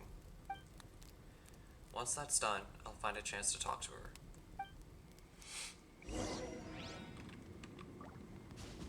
Alright, round 3, let's do it. So, the first round was my sword work. The second round was my elemental energy, so what's gonna be the third? Let's see. From your training so far, you have gained better command of the sword, and more control over your elemental abilities. Thank you. It's all thanks to your guidance. That's only part of it. Experience is the real teacher. Your journey, the friends you have made, the dangers you have faced. These have taught you more than I ever could. Now, it's time to focus on how you react under pressure. You must be able to think rationally, even in unpredictable combat situations. To simulate this, I'm going to attack, and you're going to block. Ready? Alright.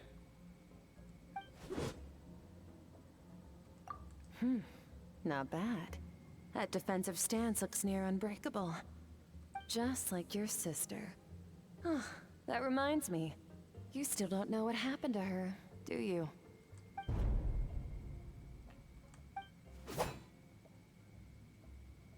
Hey, no fair! That's cheating! You think every opponent has the same moral code as you? You can denounce their deplorable methods all you want. But only if you live to tell the tale. The dead don't get to complain. Strong emotions will always arise in combat. Anxiety, anger, fear. But a true warrior is never at their whim. Only when you are free from the influence of emotion can you make the right choice, no matter the situation. Are you describing yourself? How amusing. Almost sounds like you think you know me. But you don't. You can choose your own path. We are not the same. Let's begin. Try to use reason over emotion. Make the most rational and advantageous decision in any given moment. Okay. This is your final training session. Look alive. Same drill as before, but this time I'm going to interfere. Hold your focus.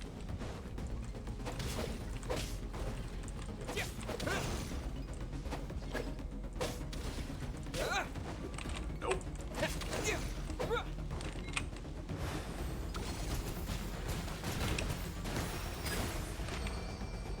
There we go.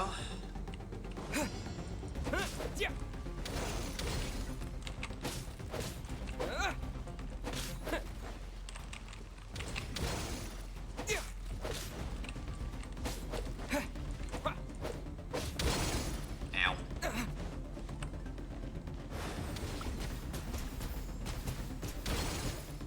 Missed.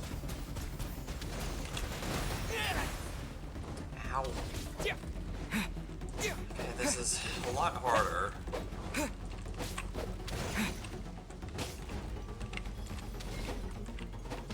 9, 8, 7.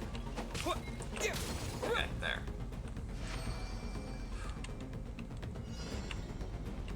Okay. Focus on these.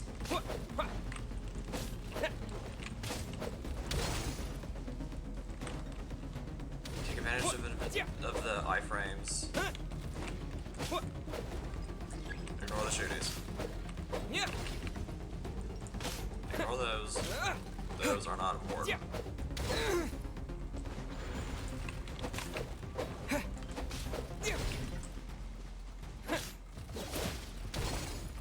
Ow. Okay, quickly heal.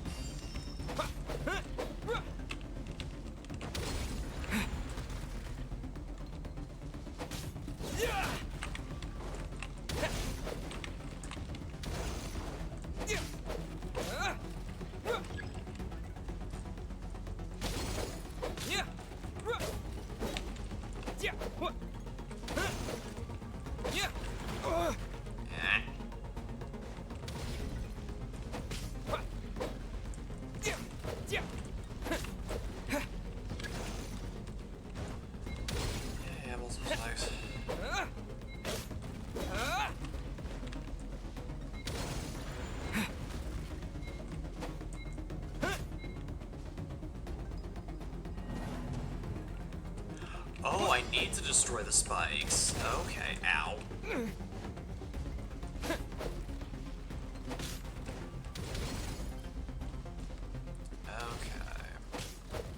Yeah. Yeah. Yeah. What? Yeah. Throw the spikes.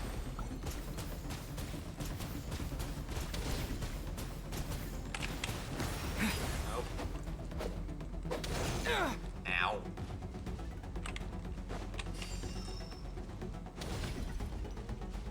Okay.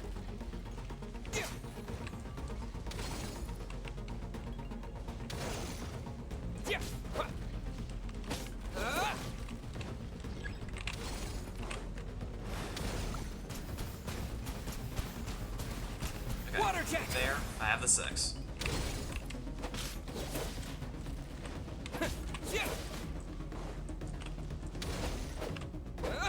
Nope. Yeah. Not bad. Better than I expected. There we go. It's not easy to control my emotions. It really isn't. The battle is overwhelming, but if I can just focus all my attention on what my opponent is doing and how I should respond, it's almost like my emotions take a backseat. You're getting the hang of it. The first step to controlling your emotions is controlling your mind. You want a unified train of thought. It all comes down to focus. And that explains it, because I can't focus worth anything.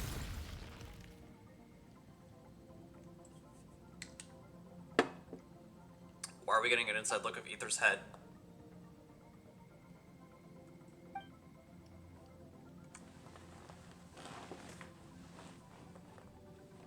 Your mind is rife with distractions. From now on, I shall show no mercy in your training.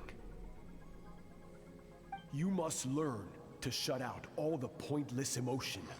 Crush the self that makes you weak, and become master over your physical form.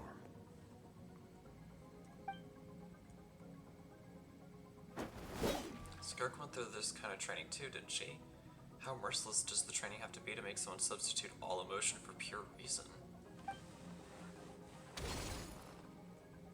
Stop. Let's pause here. One look, and I can tell your mind has wandered. That's to be expected. There's a limit to how long a human being can concentrate on one thing. Staying calm and focused sounds simple in theory, but in practice, it's more demanding than sword work or elemental abilities. Skirk is right. Now that I've stopped all the emotions I was suppressing are rushing back to the surface. Pain, exhaustion, frustration, doubt. But exhaustion is the main one. I feel like I could fall asleep on the spot. Get some rest. No point training further if you're already dead on your feet. Like I said at the beginning, the only goal of this training is for you to reach a point that you're satisfied with. You managed to push past your limits, which is a good start. You can be proud of that and sleep well knowing that you've earned it. Alright. Oh, I get a little thing. Nice. Prima cow.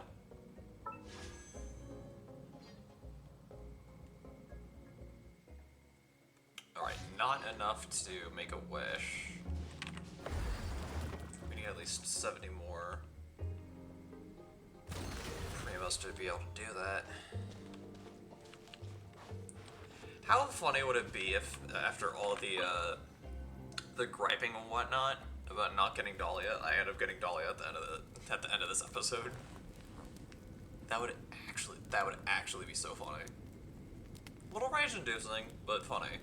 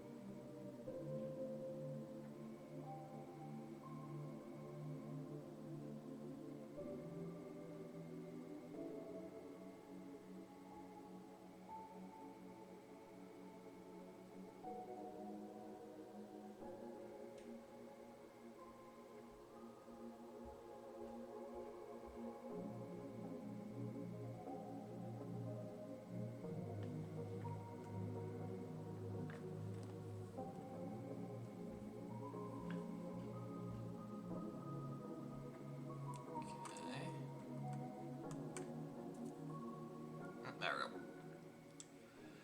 Looks like I'm back in Skirk's inner world.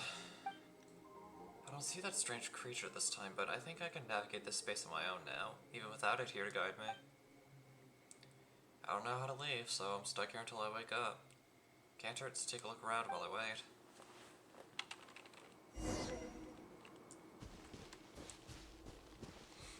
Okay, so go here.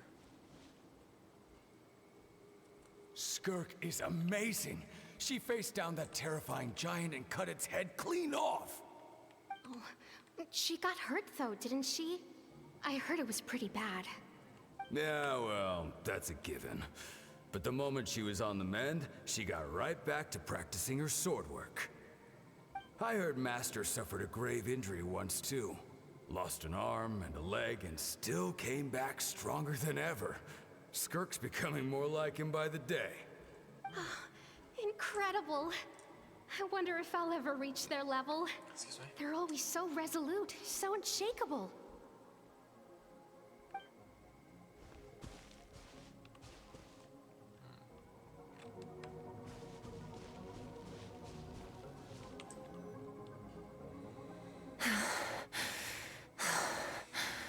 There's her sword. Pathetic. You're not even trying. You're so much weaker than you think. Skirk, have you become a positive light in this world?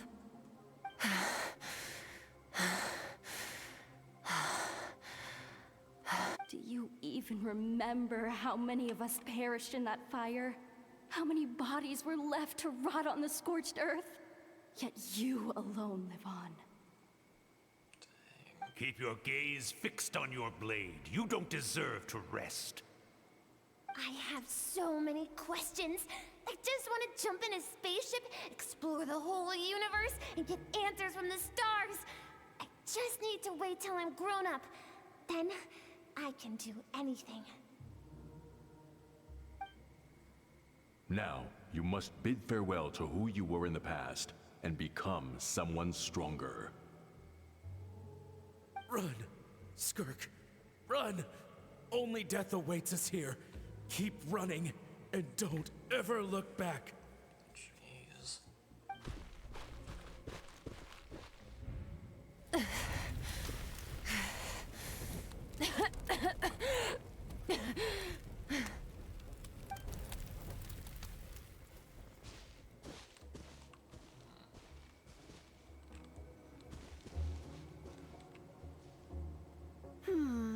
Let's see here. First things first, you need a new identity. Going around telling people you're from somewhere beyond the stars won't do, now will it? How about saying you hail from beneath the earth instead? As the Conrian saying goes, venturing out into the universe and down into the abyss are the same in that both are braving the dark unknown.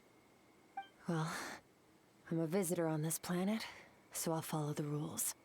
Ah, splendid. That saves me quite a bit of trouble. Let me offer you a piece of advice in return, although it might not be what you want to hear. I know the pursuit of strength is important to you, but taking a moment for yourself every once in a while is never a bad idea. Ignore her existence for too long, and there will come a day when you can no longer hear her voice. Well, that's an interesting discovery. Skirk and Alice know each other. Interesting. Very, very, very interesting.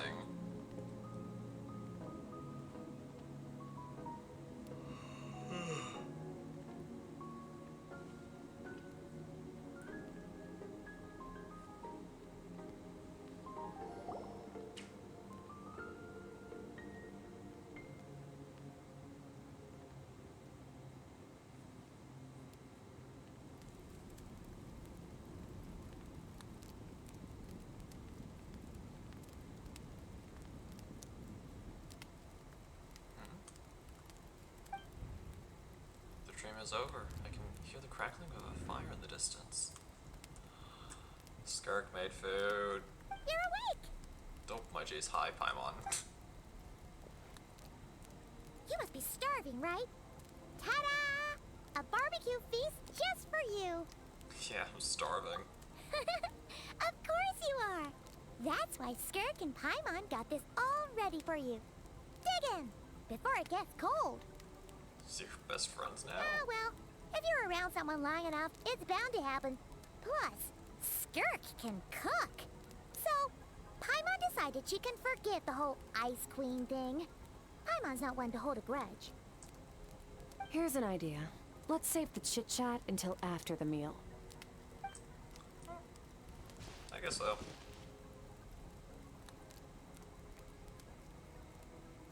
Ugh, so full. Okay, it's Paimon's turn to sleep now. Wake her up when it's time to go.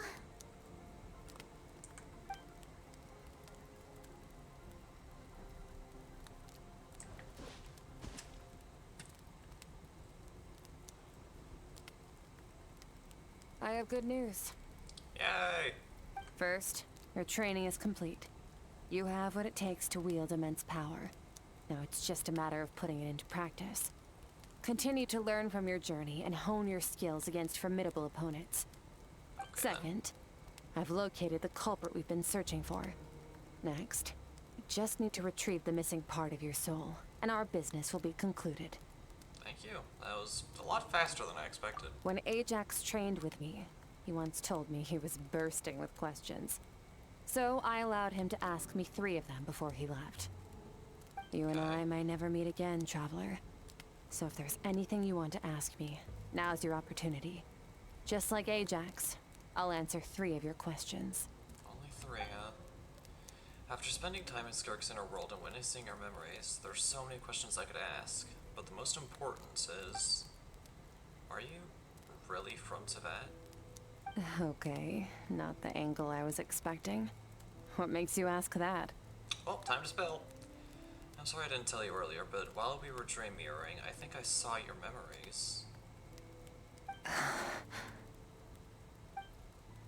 This is the first time I've seen Skirk break her composure. I guess this really took her by surprise.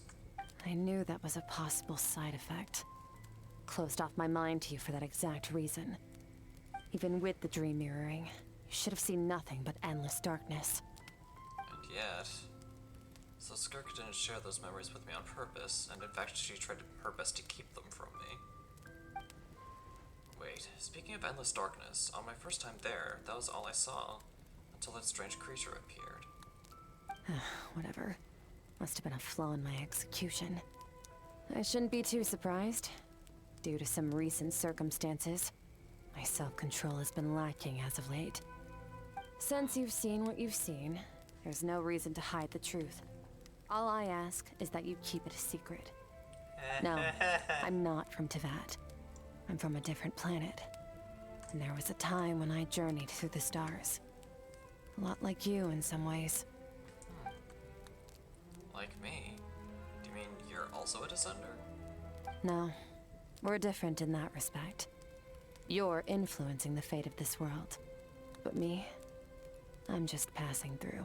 I'm guessing that's Several the hundred years ago, my master, Sertologi, opened the border between worlds and sent me here. But this is not my home.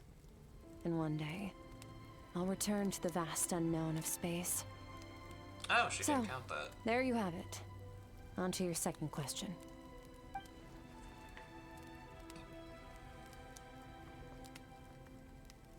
What is your goal in coming here?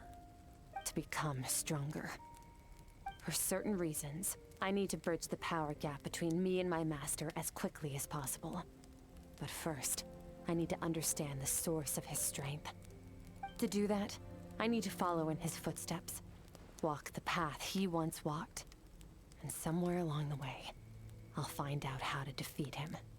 That is my sole focus and purpose. Okay. You have one question remaining. So we better make it count.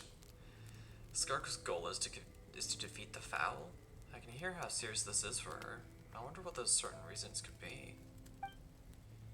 But given how quickly she blazed through that answer, I doubt she wants to talk about it. I have one question left. What should I ask? You make it sound so easy. Ever since the incident I experienced there, I've never stopped searching for Master Skirk and that unknown abyss. But it's been years now, and I've still found nothing. Maybe I should take this opportunity to get Child some answers. Well, your last question? You know Child is looking for you, right? Are you going to let him see you? Ajax. His situation is different than yours. Before you ever crossed paths with me, you'd already encountered many formidable people, studied their techniques, and developed your own skill set. So, during your training, all I had to do was build upon that foundation. But Ajax was so young when he came to me. A complete blank canvas. Children can't help but imitate their role models. In the long run, that would only hinder his growth. Okay. Once Ajax has enough strength in his own right, I will allow us to meet again. Until then, let that motivate him to reach his full potential. That was a calm and calculated answer. It's like she was talking about something entirely mundane. I don't know why, but I'm not buying it. She makes it sound like this decision has everything to do with Child and nothing to do with her. But what does she actually feel about it? I mean, we're out of questions, so... The Abyss is completely silent. This domain must get lonely after a while. Not to mention, she said it's been hundreds of years since she arrived in Tibet. And even longer than if you account for how slowly time passes in here. Unlike you, I have no desire to establish a connection with the world. The weak and the lowly have no right to remember me. They're lucky they only have a few missing memories to show for it. In all that time, she never established a connection with this world. Was it really just because she looks down on the weak? I doubt she'd give me a straight answer if I asked. Besides, I already used up my 3 questions. She was happy to give me cold hard facts, but I still feel like I haven't heard her true voice. Wake up your companion. It's time to go. Sure. Oh, and everything I just told you. Best keep it a secret from her as well. Yeah, sure.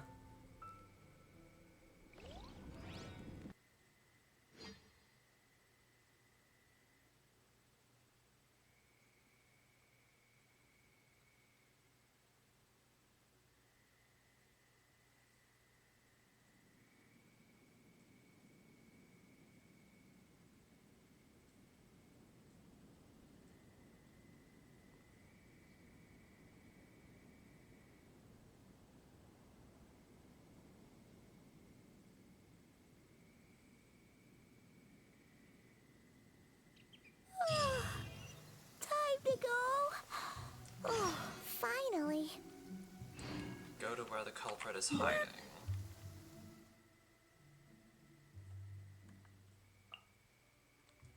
The chasm? Alright, yeah, sure. If you say so.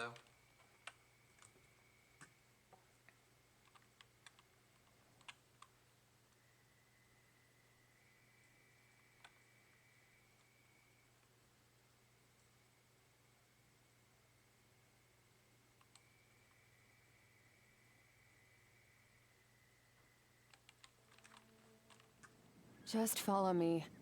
I'll open an abyssal rift close to the culprit's location. It will take us to where he's hiding. Alright.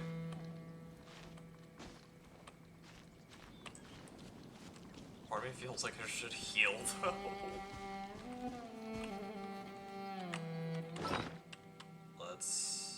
Let's get that taken care of now.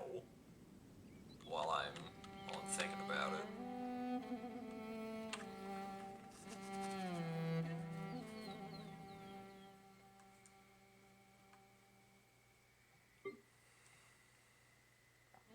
My goodness, I need to make some food.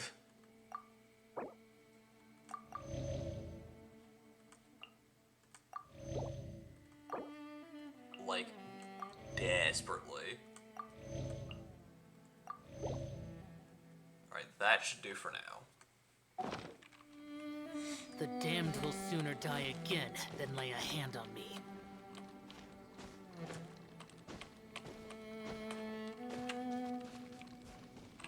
Okay, where are we going? We're going over there. Useless. Come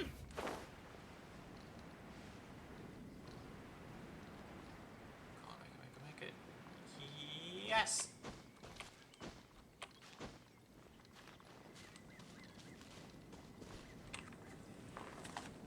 Alright, we made it.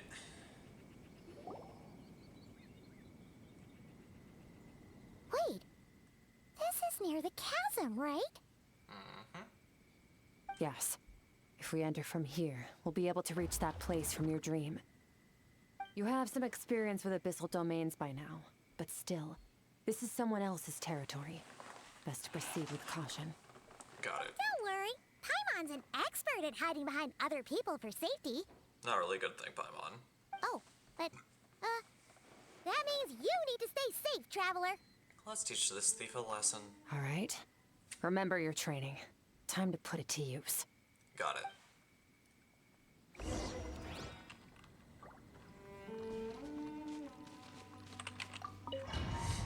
Alright, here we go.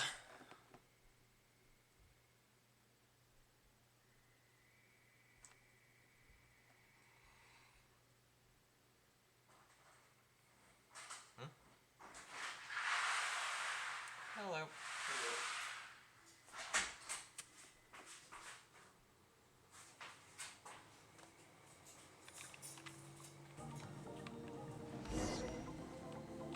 Reach the end of the abyssal hole. Got it.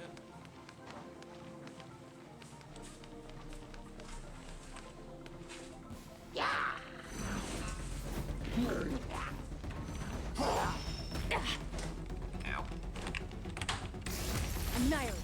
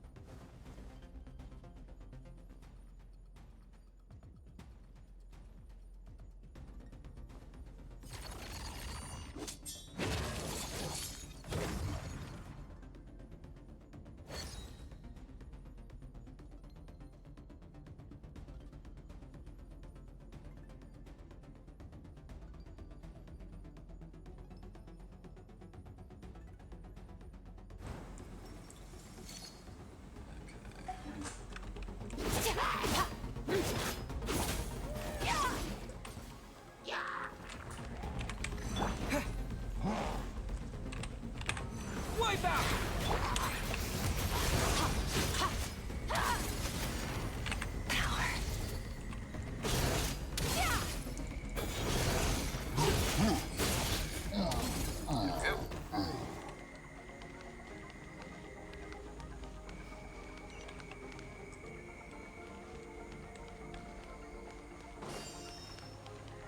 Whoa! Look at all these spikes! Careful, don't get hit!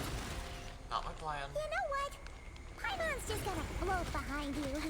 Come on, you got this.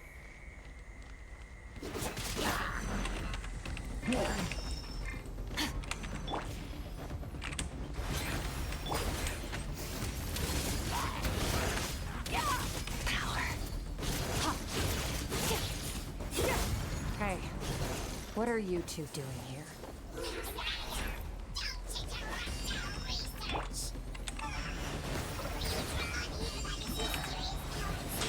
Dusty. An abandoned house. Let's press on.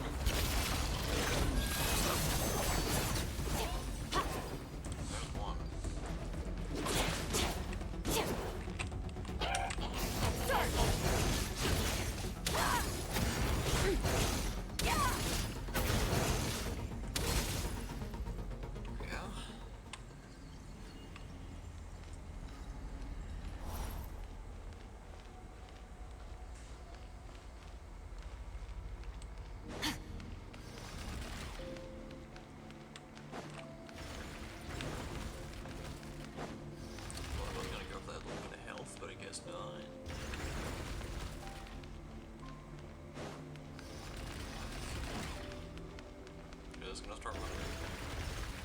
There we go. Oh, looks like this is a dead end. Did we make it to his hiding place? Here's hoping. Ugh, this fog is making it impossible to see anything. This should be the place where you were attacked, Traveler. The missing part of your soul should be nearby. Can you sense where it is? Oh, I just realized it's different. If I close my eyes and focus on the light that came from my wound back then, yes, I can sense something, and it is nearby, but I can't tell the exact location.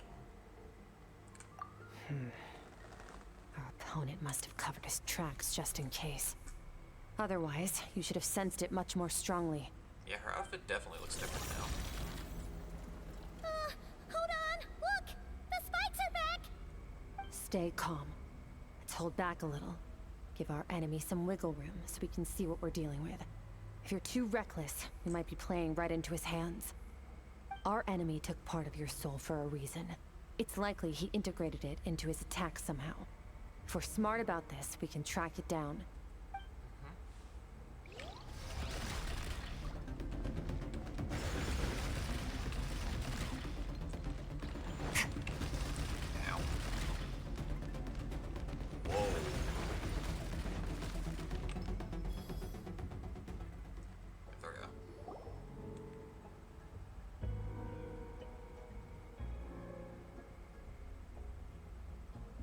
Definitely was not expecting for them to come from all directions.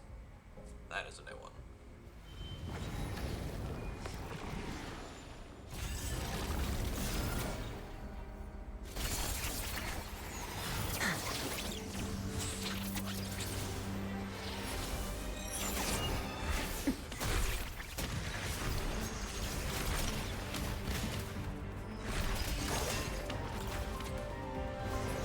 From the start, the attacks have been focused on me. Trying to break through my defenses? I see.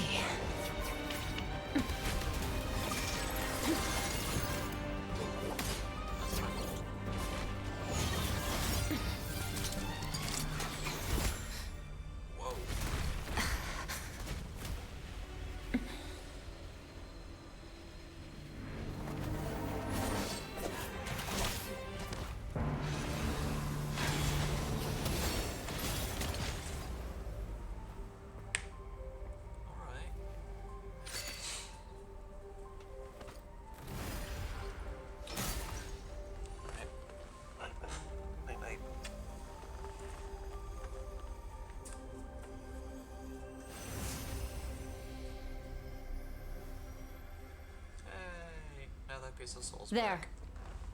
I got it back.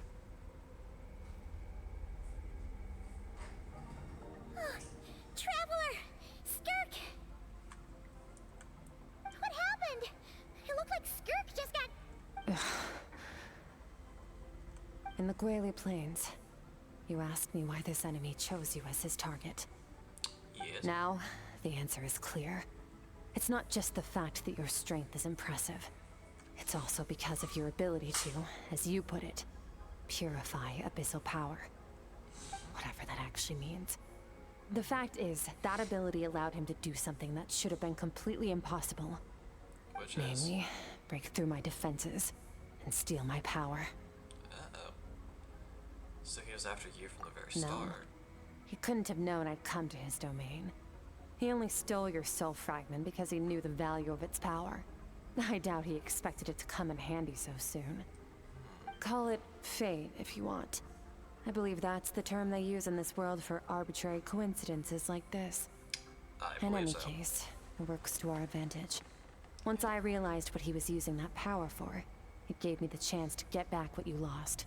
But you... I'll cope. Okay. Well, done gorging? Good. Time to answer some questions. How did you get the power of the all-devouring narwhal? The all-devouring narwhal? Oh, of course! Paimon knew that spike thing looked familiar. It looks just like that narwhal's horn! Think about it? Yeah, it does. I highly doubt you acquired that power through your own strength. Tell me I'm wrong. You're desperate enough to scour the land for god remains and whatever vestiges of power you can find. That alone proves you wouldn't be able to defeat a creature like that. Which leaves one possibility. You know my master, the Foul, Sertologi. The Foul? Who dares call him foul?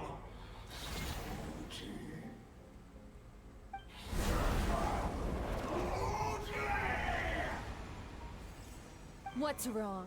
Bit off more power than you can chew?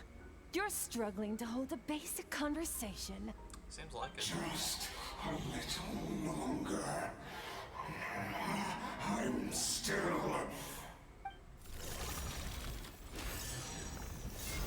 Look, it's back! Those obsessed with power will let it devour them before abandoning their pursuit. What should we do now? Keep calm and use reason to decide the best course of action. Okay. Skirk was stabbed by one of the spikes while retrieving the fragment of my soul. In the process, some of her power was stolen. The culprit's hiding somewhere beyond the fog. I have a good understanding of his pattern from the fight just now. If we pursue him, our chances of winning are high. But Skirk's breathing is weaker than usual. If we attack now, I can't guarantee her or Paimon's safety. It's a hard decision to make, but I think we should get out of here. Wise decision. Final victory doesn't always come after a single battle. You've got your soul fragment back, so we both got what we came for. Let the enemy draw breath while he can. It won't be for long. Get us out of here, Traveler. You'll need to lead the way this time. Understood.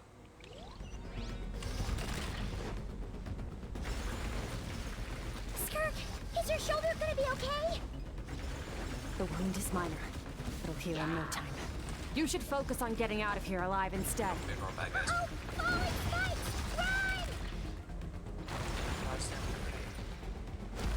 Run! We're good, we're fine, we're great, we're grand. Nope.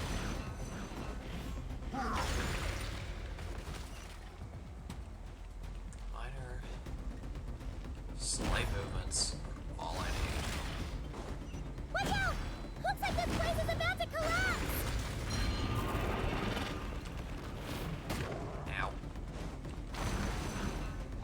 So, this guy's power has something to do with the all-devouring narwhal. Did you know that all along, Skirk? I had my suspicions. That's why I decided to investigate in the first place. But suspicions only... Yep, that bit of dialogue was cut off.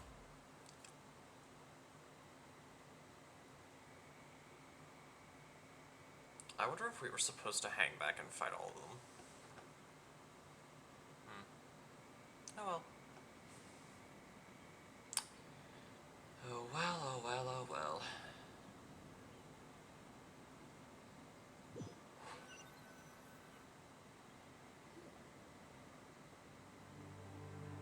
Phew. Oh, we should be safe here, right? I no longer sense his presence. Can't have followed us out of that abyssal domain. So I guess the answer is yes. Weaklings like him will find that my power is not so easily controlled. He won't be leaving that place until he's managed to digest it. The all-devouring narwhal. With its power, he even managed to steal from you, of all people. You seem surprised. I suppose that's fair.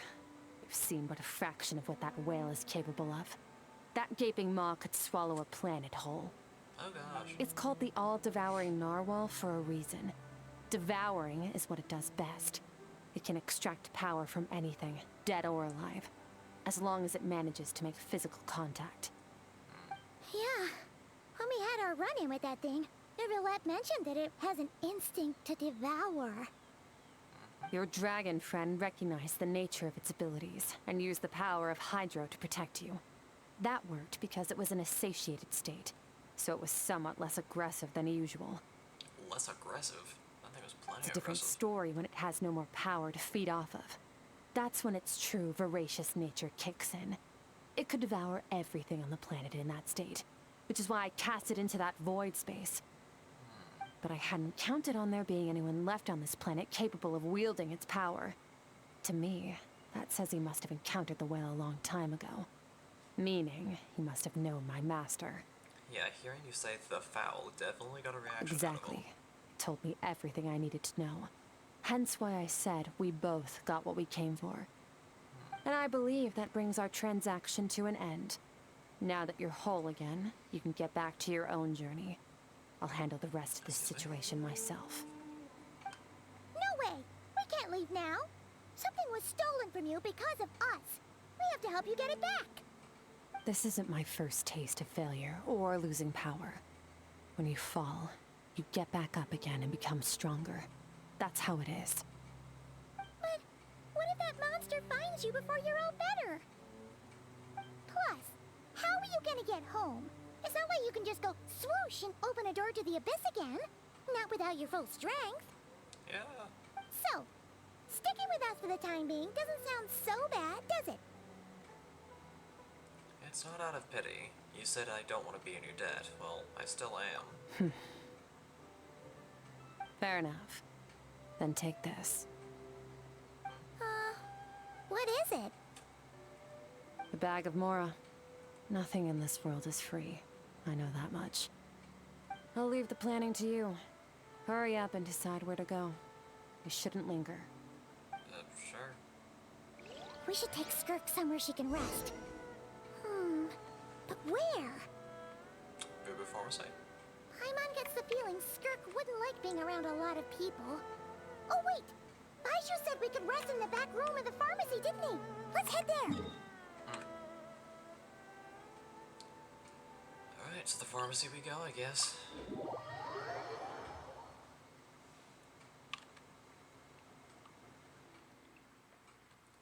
Let's just hope that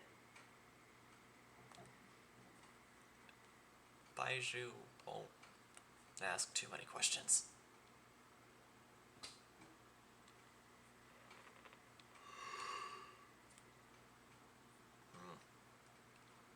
Hopefully this quest doesn't go on for too much longer, because I am starting to get into it. It's peppy.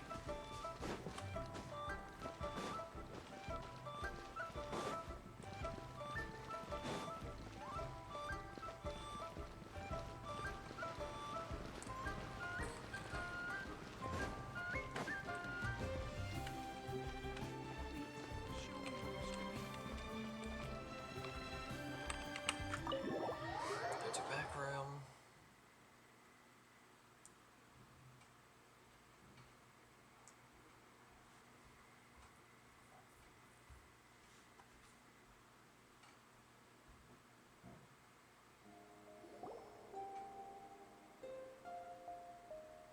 Huh.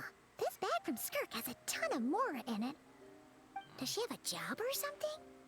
Wait, no. After what we saw at Wamin Restaurant, that seems impossible.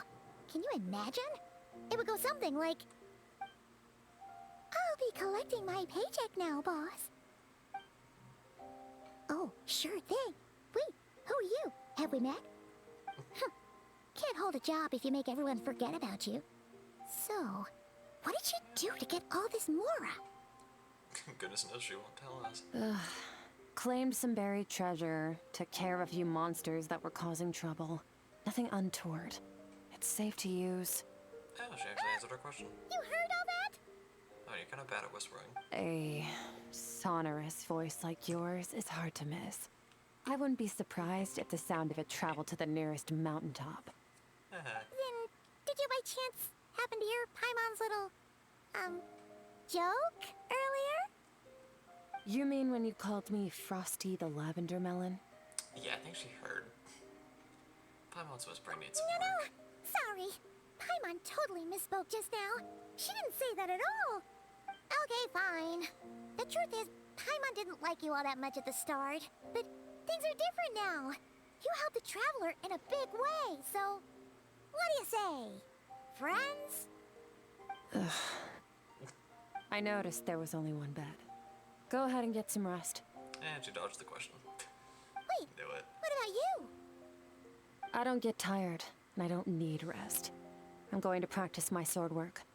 That should help me regain some strength. Alright, stay hydrated. But your shoulder... Hey, don't just leave! Whatever. Let her tire herself out. She'll come back eventually.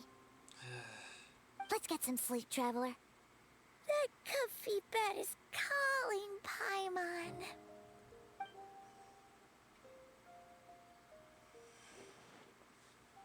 Skirk is stubborn. Even if I tried to convince her to take it easy, I doubt she'd listen. Paimon is right. Skirk will stop and take a break when she gets tired. I hope. I should just get some sleep.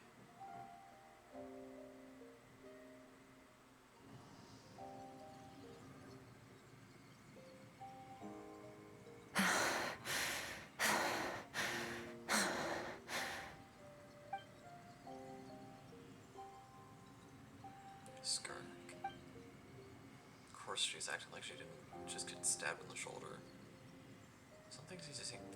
Something seems off with her, though.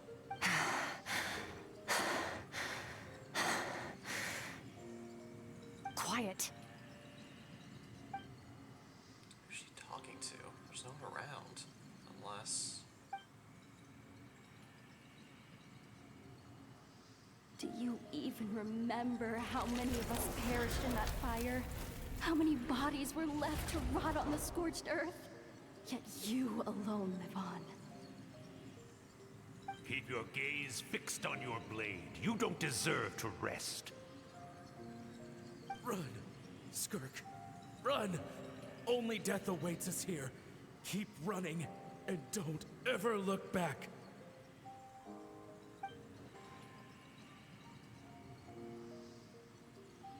Right, in that dream I witnessed, Skirk was training alone. But there were disembodied voices talking to her.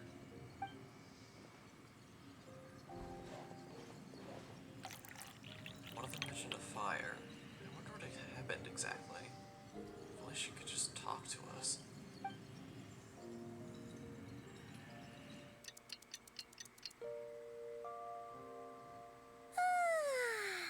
Getting an early night's sleep is the best. That bed was so comfy. Wait, Skirk? Have you been sitting out here the whole night? The bed's all yours if you want it. Recovered your strength yet? About 60%. Maybe 70. Whoa! Paimon thought it would take at least a couple of days. That was fast. No, not fast enough. That's 20% less than last time. Same training regimen, same intensity.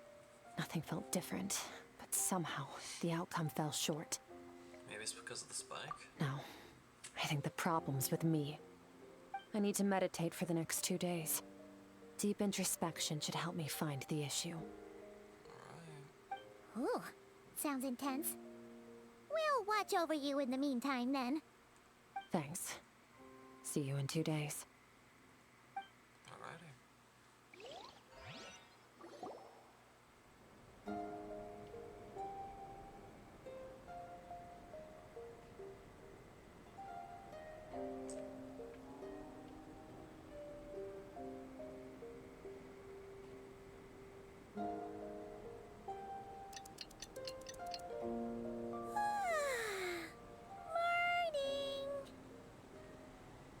Skirk is still meditating, huh? It's been 2 days already. Shouldn't she be awake by now? No idea. Maybe it's not going too well. Paimon can't think of anything we can do to help. Oh, wait! Breakfast! That's it! Paimon will go get breakfast! Skirk is gonna be starving when she wakes up. Unfortunately, I'd imagine Be right so. back. Alright.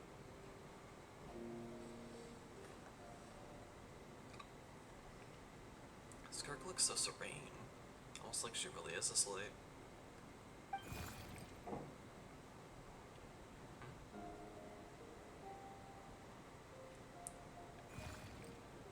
You again.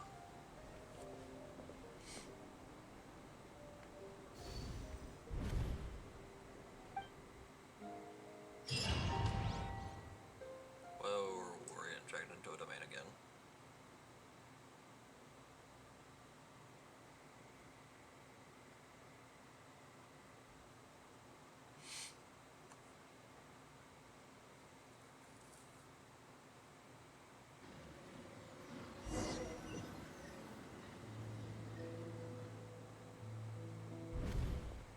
place feels familiar, but where am I exactly? There are towering cliffs, weathered trees, and a strange river flowing from the horizon all the way here. But it's broken up several times along the way, with a waterfall at each breakpoint. The color of the water is changing. Whoa. Did you bring That's me right. here? This is Skirk's inner world. Think of it as the threshold between the soul and dreams. Okay. This isn't your first time here, but what you remember is probably a space covered in darkness. I only managed to illuminate a small portion for you back then. So you can speak. Actually, it's my first time talking to someone like this. I only managed to break free and bring you here because the injury weakened her power. I guess that's why I can speak again, too. Call it fate, if you want. I think that's the word they use in this world for lucky coincidences like this, right? Oh my goodness, this is a representation Now, of before I take you to her, I gotta ask. You're the first outside visitor to ever come here, so what's your impression of this place? What is that river? Oh, you noticed. This river represents Skirk's strength. Strength accumulates over time. It is the summation of a person's lived experience. So this river is where all the fragments of Skirk's life should converge into a single stream of memories and emotions, flowing forward as one. Okay. But as you can see, this river has been severed numerous times. It's because Skirk doesn't like who she was in the past. I see. And all she sees reflected in the river is a disgraceful shadow of who she was. She cuts through water and rock with the sword of reason, severs her connection with the past, and begins anew. That reminds me of something. You must learn to shut out all the pointless emotion. Crush the self that makes you weak, and become master over your physical form. This isn't my first taste of failure or losing power. When you fall, you get back up again and become stronger. That's how it is.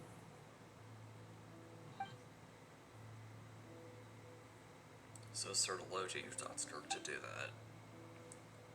And since then, it's been a constant process of abandoning, refuting, and erasing her past self. I suppose that's the secret to her strength.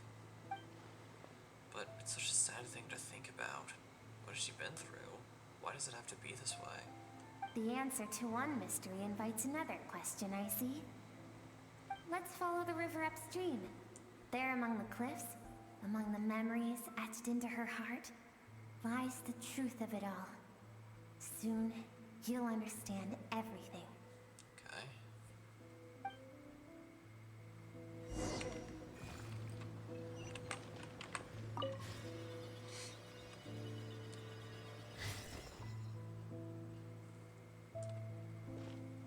Let's follow the tiny fairy thing, I guess.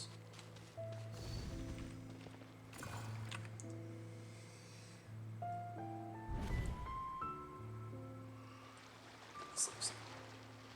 I recognize it. Oh my gosh, isn't that the picture I drew for Paimon? Why is it showing up in Skirk's memories? I've always thought that, even when falling leaves don't come from the same tree, they can still form bonds of kinship when they meet. Like meteors, you both made a journey through the stars. Both travelers who have landed on a planet that is not your home. Yet, when she first noticed your presence, although she hesitated for a moment, she still chose to walk away, indifferent as ever. Why? If I think about it, it's not surprising at all. After what happened at Wanmin Restaurant, it's obvious she prefers to disappear from other people's lives.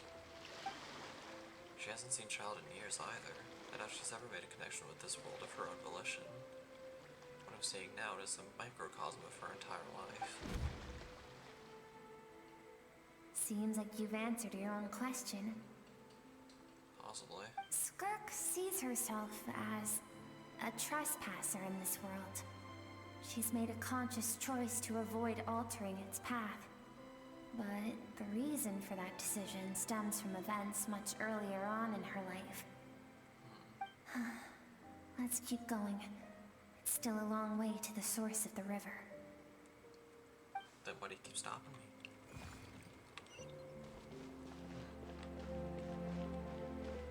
I know it's like show Skirk's past and all that mess, but like if it's going on for almost 2.5 hours, the story breaks my head. This is a very, very long quest.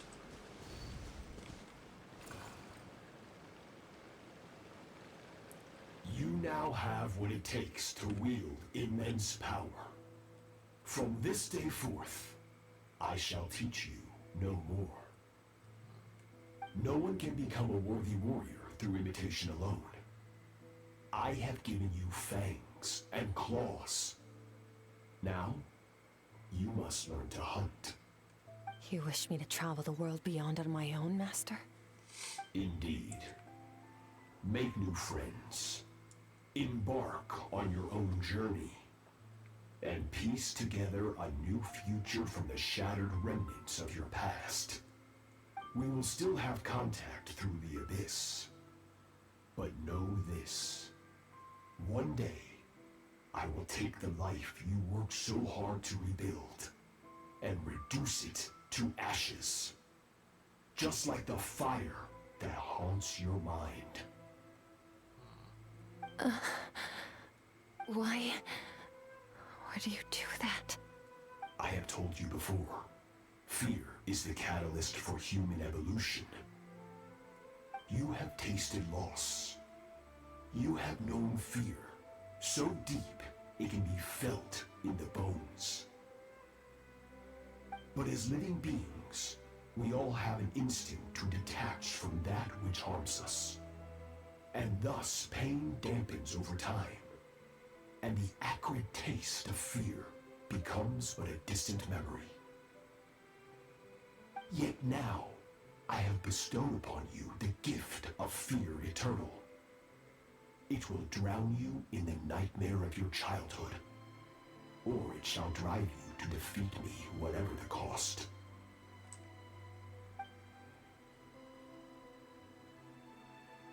That figure next to Skirk looks familiar. Right, I saw the same figure during the battle against the narwhal. That is what Skirk's master, the foul Sertology, looked like at one point in time. So you can change form. Of course. As a higher being, physical form is a triviality to him. He could appear as a beast, a human, or even a monster that defies description. The form you see him in here, clad in abyssal armor, is the one he usually wears when traveling through the stars. I used to think Sertology and Skirk were just master and disciple, like Skirk and Child. Now I see why Skirk chose to distance herself from humanity.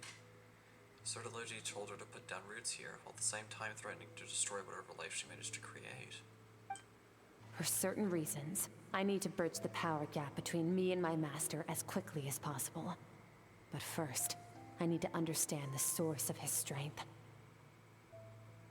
To do that, I need to follow in his footsteps, walk the path he once walked, and somewhere along the way, I'll find out how to defeat him.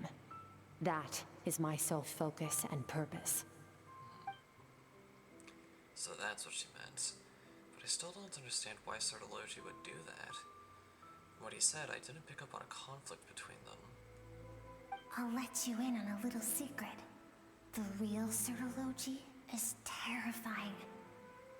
Okay. The scope of his power is impossible to understand until you experience it firsthand. It is absolute. The power to crush all things. Shall we keep going? Let's see. We're about halfway there. Okay. Which probably means that we have more memories to look at.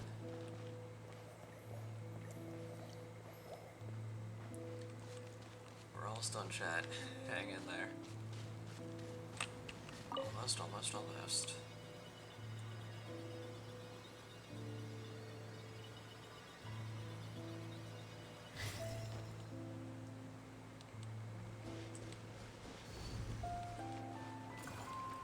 Yep, next memory. This must be Skirk when she was a kid. We've made it quite a ways already. This is Skirk, when she first began training under Tartaglia. I have set your broken wrist.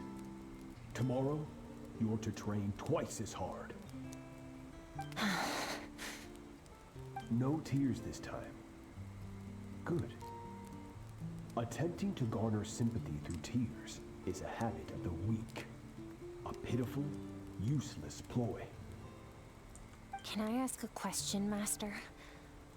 Why did you save me? I keep thinking, maybe it would be better if I had died. I wouldn't be haunted by that fire all the time. I wouldn't have to go on like this. I saved you because I have a plan for you. It has been too long since I fought a battle that demanded my full strength, and I hunger for it. Every so-called genius and prodigy I have faced has crumbled like sand underfoot. Before me, even fate bends the knee. So, I will teach you everything I know. Train you by whatever means necessary, in the hope that one day, you might surprise me. But I don't want to draw my sword against you, Master. What you want matters little. Among the boundless sea of stars, the cries of the weak are but faint murmurs that disappear into the void. You of all people know that well. Yes, Master. From that day forward, all she knew was grueling training, emptiness, and fatigue.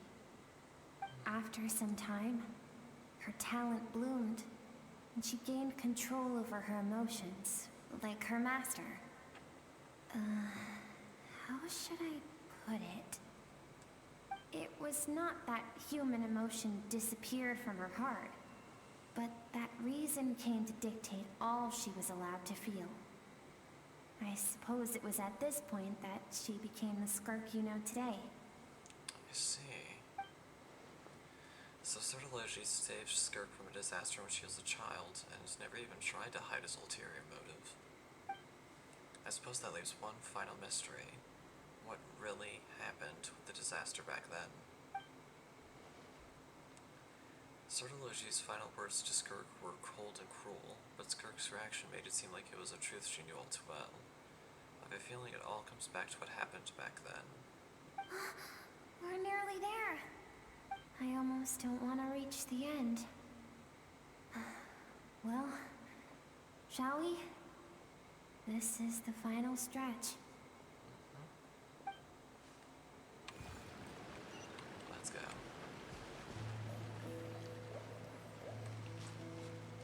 Let's uncover the last little mystery. Let's see where it all began.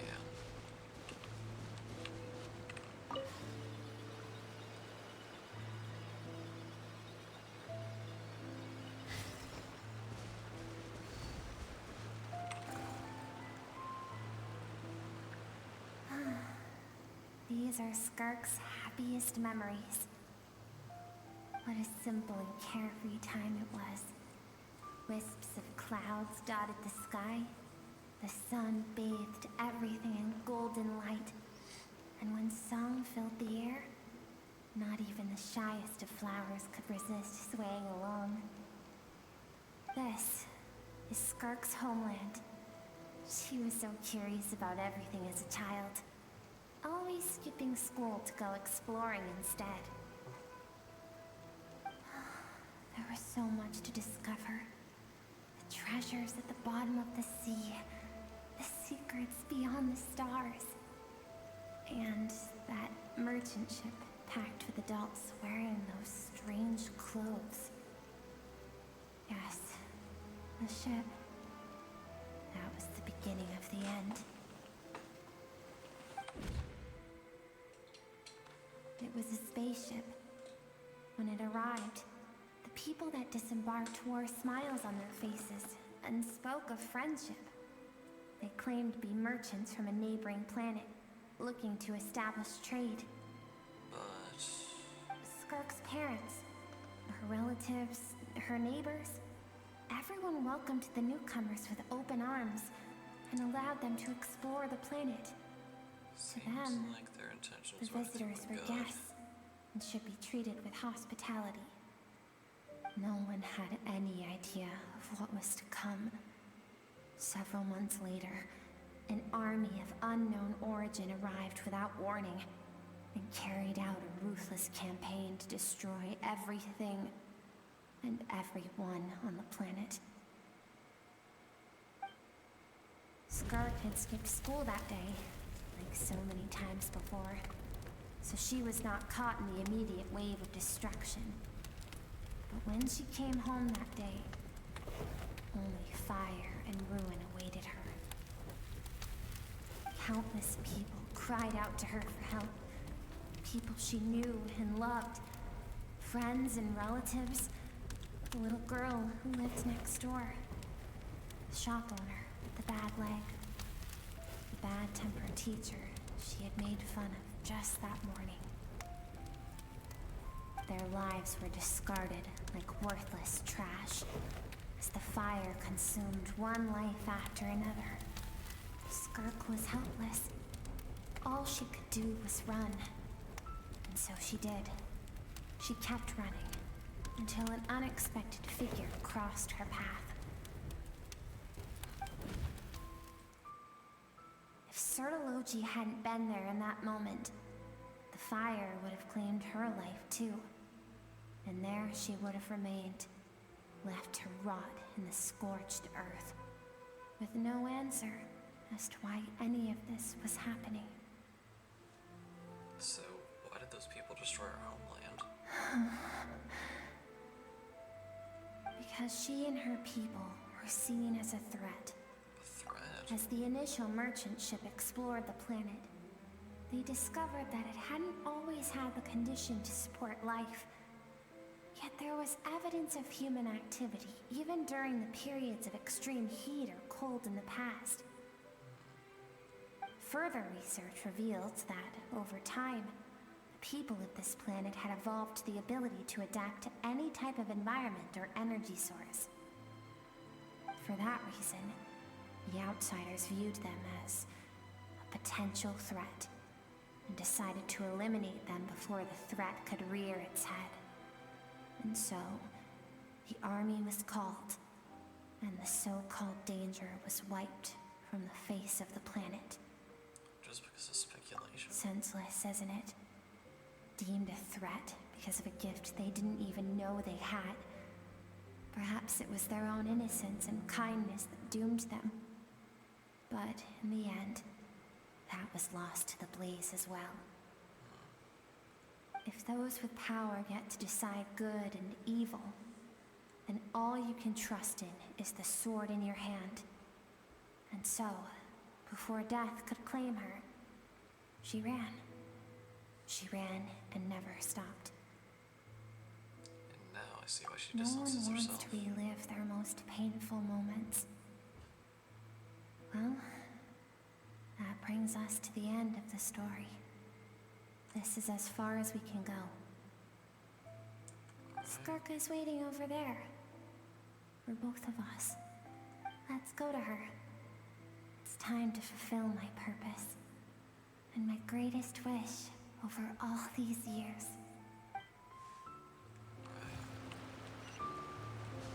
Let's go.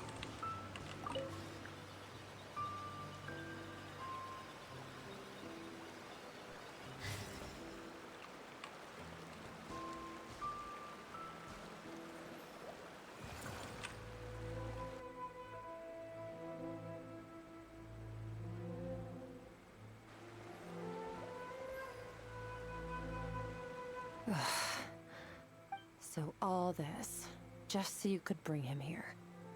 I have things to say to you. Well, to me. So that really is the young I want someone to witness our reconciliation, even if it takes an argument to get there. And he is the best choice in this moment. Wait, then you must be... Her suppressed emotional self. The version of herself she keeps locked in the recesses of her mind, stifled by reason. All those rejected impulses, those discarded aspects of your past selves, they are a part of me now. I am who you used to be. Someone you have refused to face for too long. So, I came to face you instead. You're wrong. I've faced you all along. And that's exactly why I keep you locked here. Your existence makes me weak. Moments of joy and longing are when we are most vulnerable. Don't forget, it was a penchant for goodness over reason that doomed our homeland in the first place. The vastness of the universe renders everything insignificant. Our feelings most of all. Even so, learning from the mistakes of the past doesn't have to mean erasing everything. Strip yourself of your so-called weaknesses, emotions like kindness and empathy, and what makes you any different from the ruthless soldiers who slaughtered our people? The difference is that I'm doing what is right, what is necessary. I allow you to exist, but with limited freedom. That is the greatest kindness I can offer. I have shouldered everything you couldn't carry. I rose above the numbness and emptiness, and it was cold, unfeeling reason that brought me this far. It made me who I am. It made me strong. That is the problem. I want to shoulder those things together. On the grand scale of the entire universe, maybe our feelings are vanishingly small, but why should that mean they don't matter? Emotion gives warmth to the cold expanse of space. It gives meaning to the world around us. Think back to those nights of gazing at the stars, those afternoons of exploring the unknown. Think back and let them grant you peace. A brief respite from the pressure you put on yourself.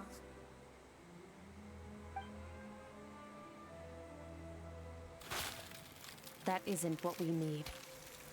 It's exactly what we need. Aren't you curious about why recovering your strength has taken longer than normal this time? Finally, you get to the important part. That is the only answer I came here to find. Then look around. Look at your inner world. You cast aside your dreams and curiosity, and in doing so, you lost your original motivation.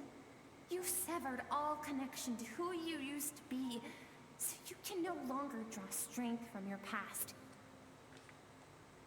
Now, the only things driving you forward are fear and survivor's guilt. But these cannot take you far enough. And so, this river, the source of your strength, grows more polluted by the day. And you think that means I should seek help from a weak little thing like you?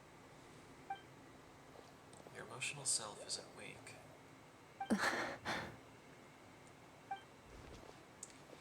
fact that she transcended time and broke free from her constraints to come and face you, that proves it. Thank you for saying that. I knew bringing you here would be the right choice. To be honest, I'm not here to argue with you. This isn't about who's right or wrong. And in fact, I agree that in order to make it through the wake of that tragedy, we had to distance ourselves from the pain through reason over emotion. But what is right at one point in time isn't always right forever. I know you will never forget that fire. I know the fact that you were the sole survivor fills you with guilt. And I know that among the voices that haunt you, mine is there too. Because deep down, You know that you didn't turn out to be the person you wanted to be. All those unfulfilled hopes are like knives to the heart. I don't want you to hurt anymore. So even if you can't accept me, I hope, at least, that you can let go. I keep thinking, maybe it would be better if I had died. I wouldn't be haunted by that fire all the time. I wouldn't have to go on like this.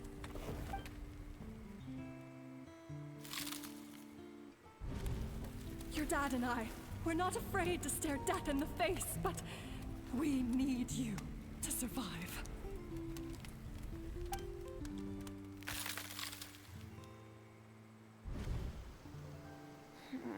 I'm sick of being a kid. There's so many amazing things out there. I'm ready to see them all.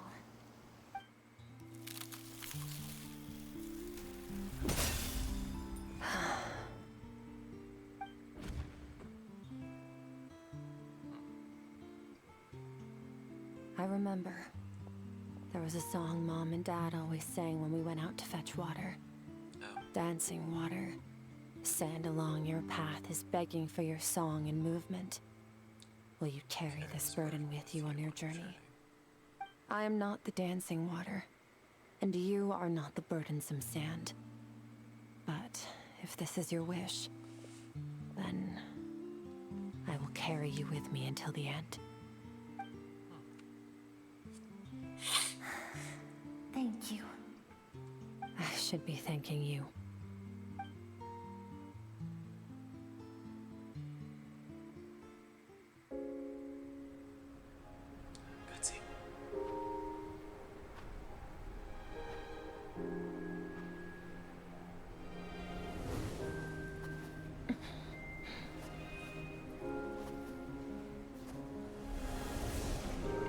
Run, Skirk, run! Remember, leave no one alive! Heed my words, Skirk. Let fear take root in your soul. Did you survive? Why was it only you? Skirk, did you become a positive light in this world?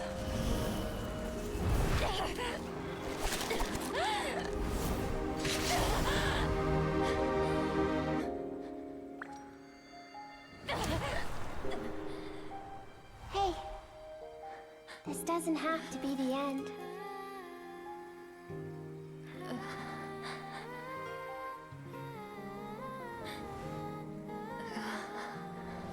Life is a gift. Don't let darkness claim it.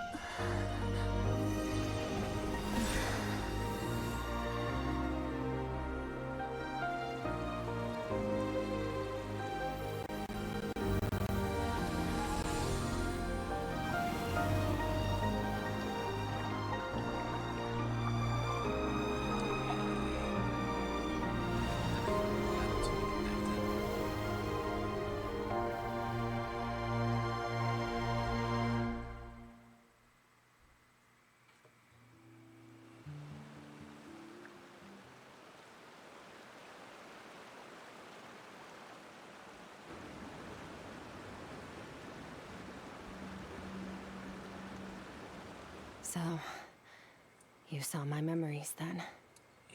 I once asked my master if survival of the strongest was the law of the universe. He said no. But in a world without order, those with no moral boundaries tend to be the ones who survive. That isn't true strength. Power is not a substitute for doing what's right. That's why, after hearing his answer, an idea came to mind. An idea that, one day, I would create a new world order. One in which there would never be another tragedy like that fire. One in which power was not the law of the land. But that means I must defeat him. Because my master Sertologi is, at the core, a defier of all rules and order. Sounds like you have your work cut out for you then. Yes, and not just because of the gap in our abilities, but also because I have no reason to see him as an enemy. Although his decision to train me was not made out of kindness, he did everything a master should. He saved my life, taught me the sword and the principles of strength. And for that, I respect him.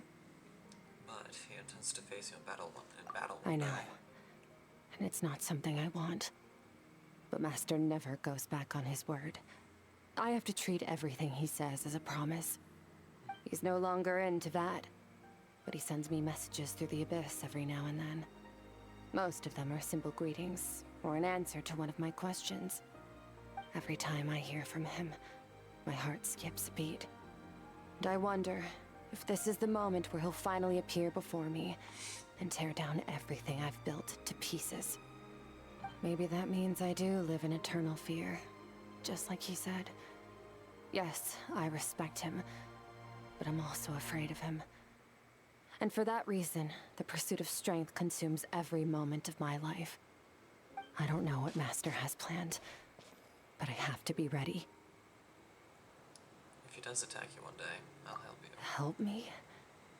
Why? This isn't your fight. None of this technically has been my fight, yet still. Because if we want to build the worlds we both want to see, everyone has to be willing to fight for it. If we all do our part, we can make the entire universe a kinder place.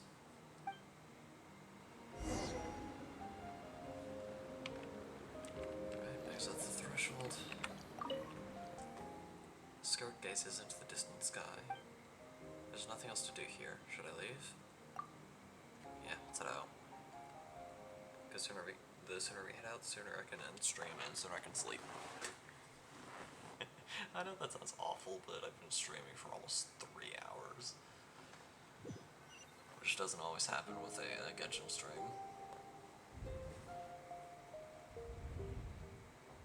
Oh, you're Which is another reason I finally need to awake! start streaming Star Rail again.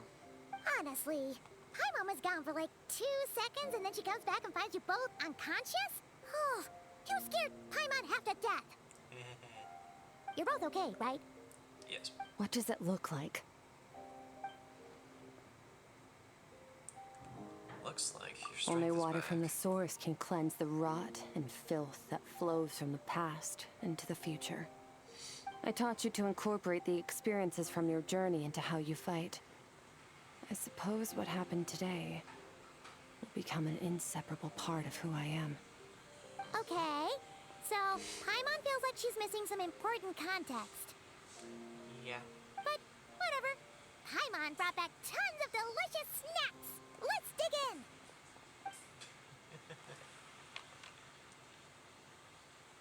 All right. It's about time we finished what we started. There's still more. We're gonna deal with this thief for good, right? This time, I'm not going to tell you to hold back. But having digested even more power in the meantime, he's going to be tougher than before. The good news is, we have no reason to pull our punches this time. So, let's go. Same place as last time. Got it.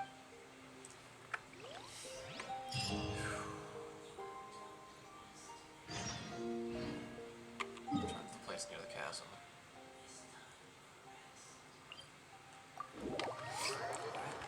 Let's go, I guess.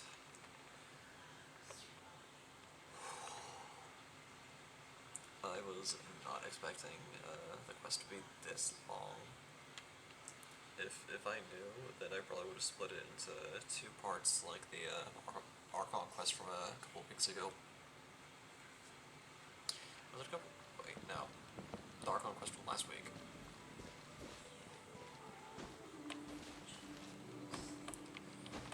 Because I did part of it 2 weeks ago, and then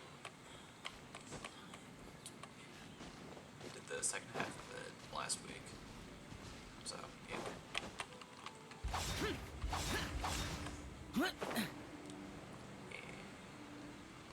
My math is right, I think. I don't know, I'm getting tired. But I have to finish this quest.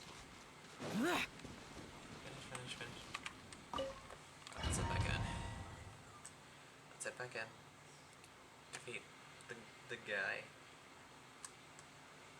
And then we can all be set free for the night. Or resurrection, let's do this. The fog is gone! Yep. Wait, isn't that the form the all-devouring narwhal changed into? How come he knows that, too? That's what the fowl used to look Really? like. So, you're telling Paimon that giant whale and this guy can both turn into the fowl? How does that work? No idea. It's a subconscious instinct. Any intelligent being who longs for his level of strength is bound to mimic his appearance. It's a natural response after encountering someone as powerful as Master. Fair enough. To them, he represents ultimate power. We know the person before us has encountered Master, and we know he stole a portion of my power. So it's not surprising that he would assume this form. Okay. Fair enough. Oh, the closer Paimon looks, the more intimidating it gets. Then let's take him down quick. Nervalette isn't here this time, so it's up to us. Let's out. He won't have the nerve to steal again after we're done with him. Let's teach this guy a lesson. Yep, let's go.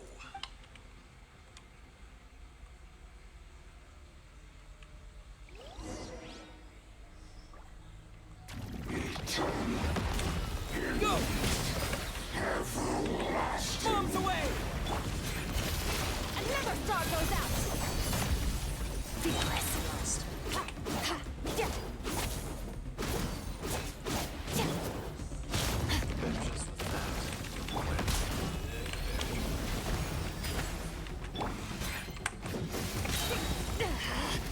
Just with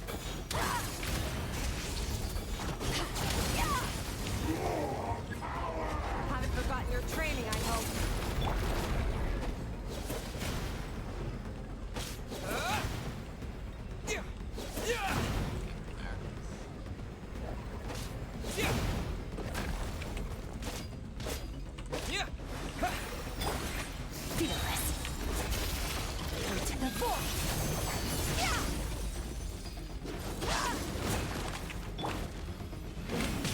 Water jet! Annihilate.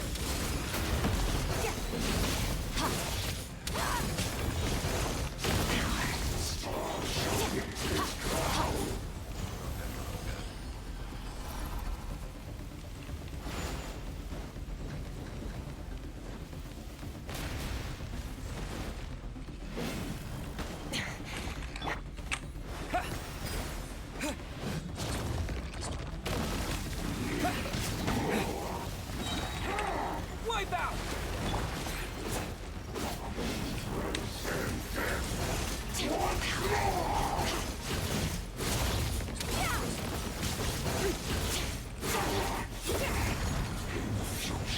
Beyond this world.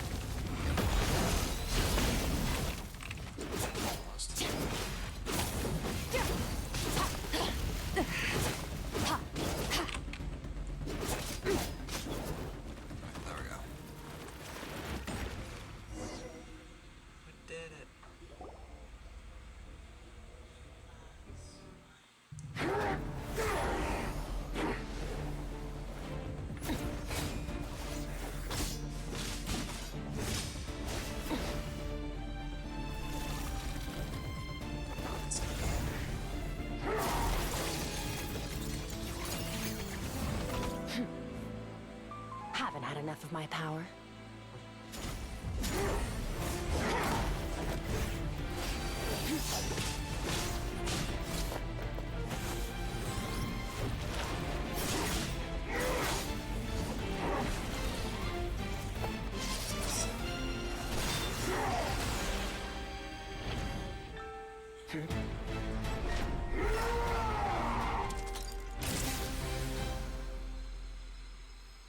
Well then, let's see how much more of this power you can handle.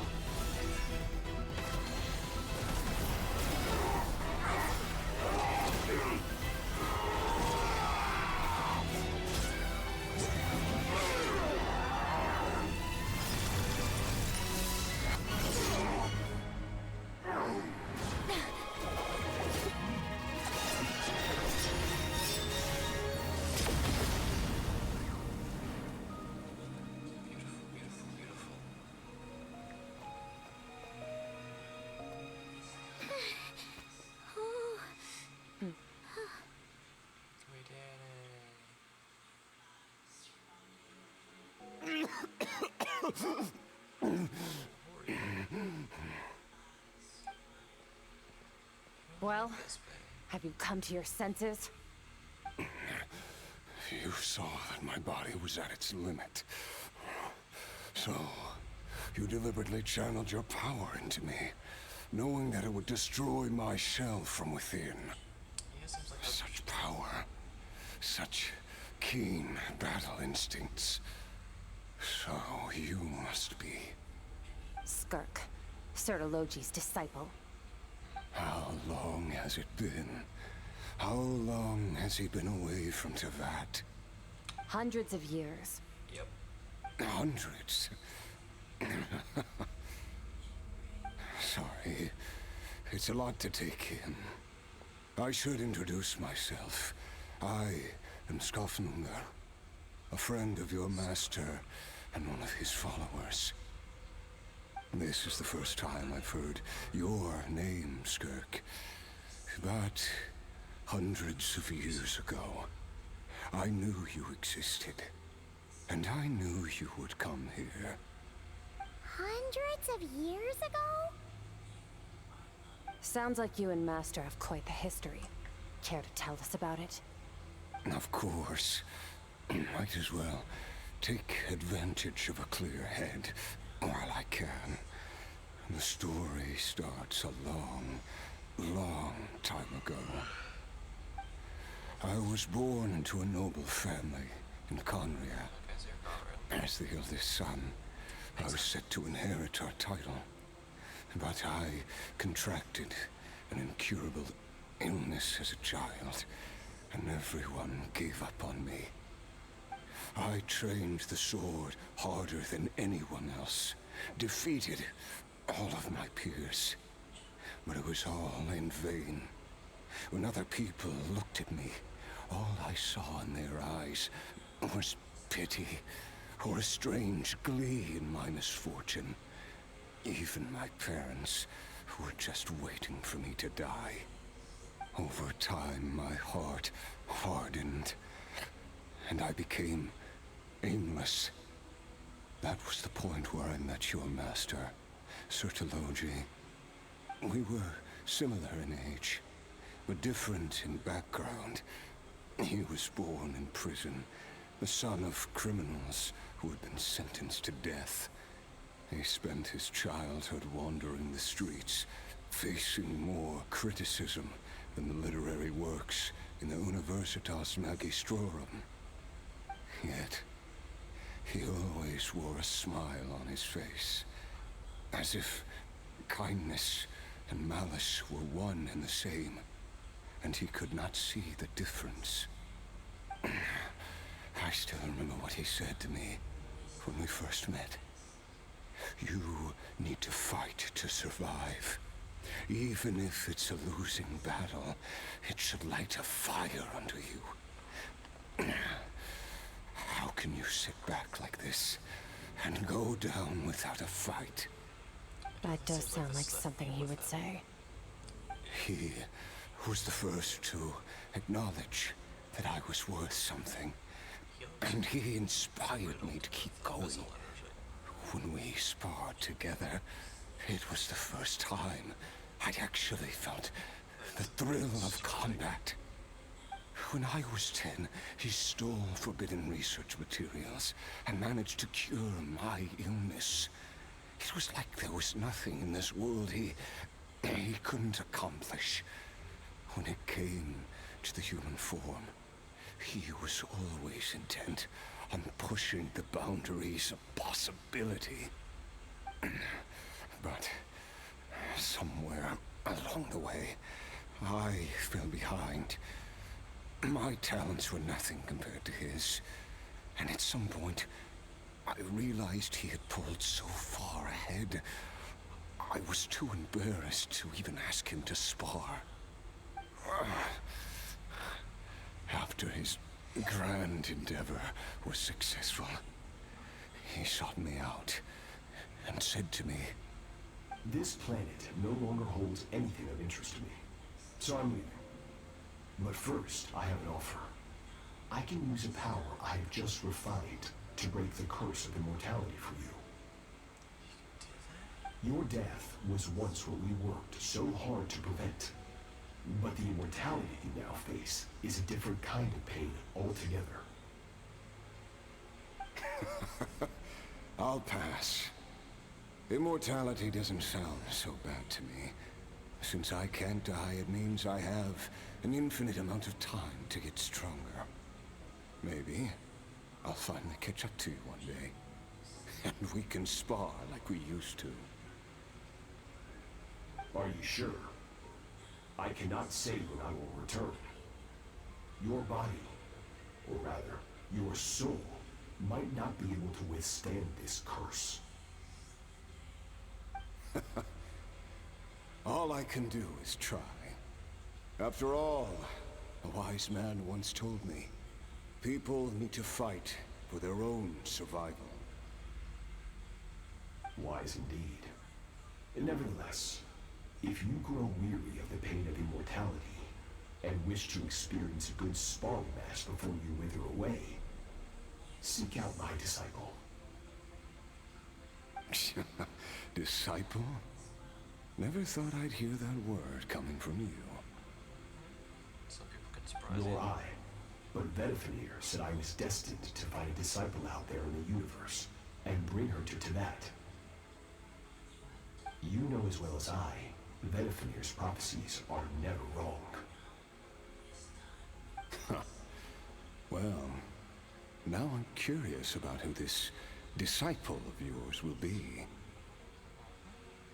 All Vedifenir said was that one day, the stars shall bow in her honor.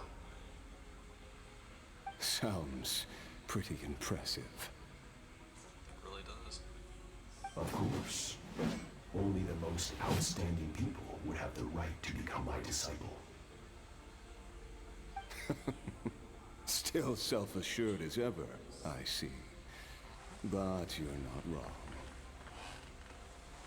I'll be leaving then. Oh, and if you are serious about getting stronger, I left you a little gift in the primordial sea. As I've said before, walk whatever path you want.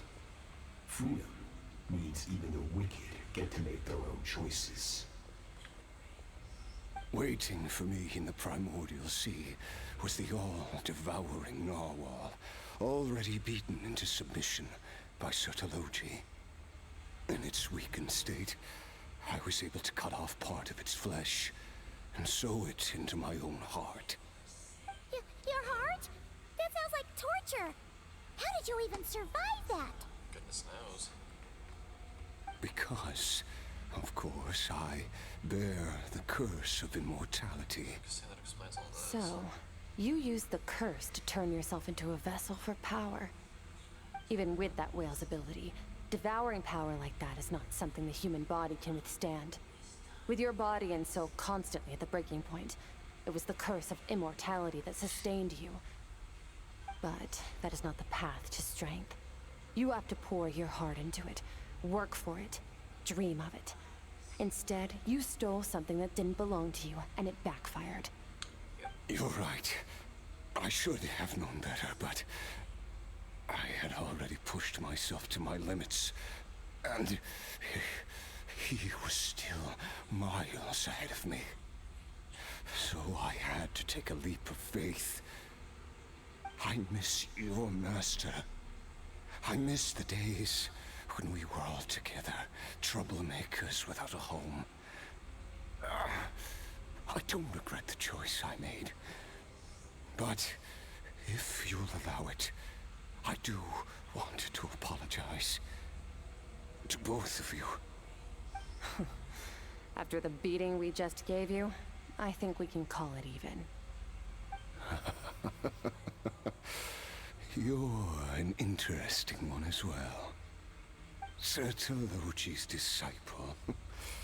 That's a lot to live up to. It can't have been an easy experience. I know what he's like. He rules with an iron fist, using despair and fear to force you to catch up to him, all the while standing ever out of reach.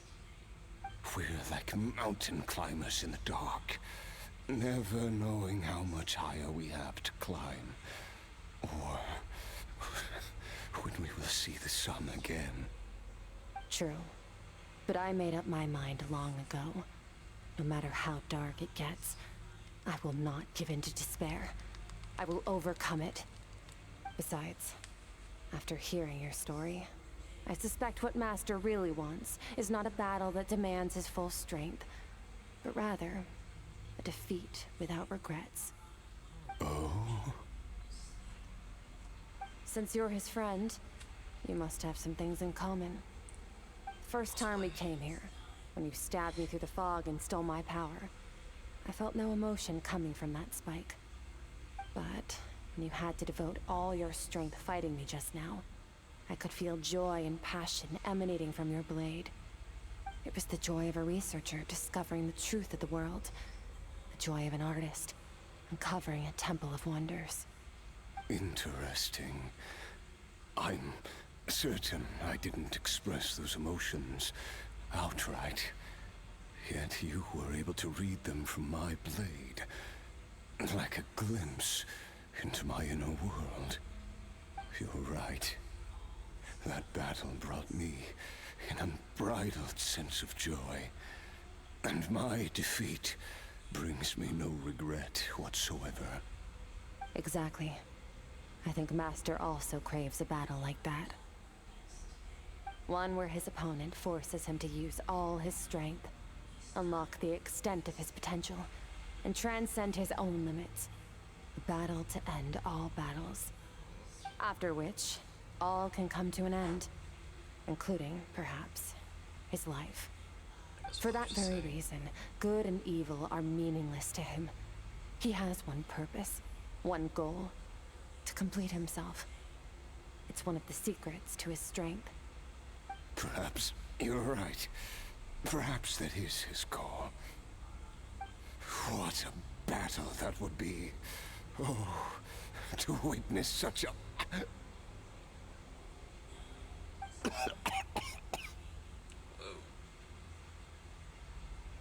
you okay? Too many different kinds of power are surging through my body. The curse of immortality allows it all to coexist, but it does not remove the pain. Yeah, that's fair. I won't be able to hold on to my sanity for much longer. What a shame. I would have loved to witness that battle.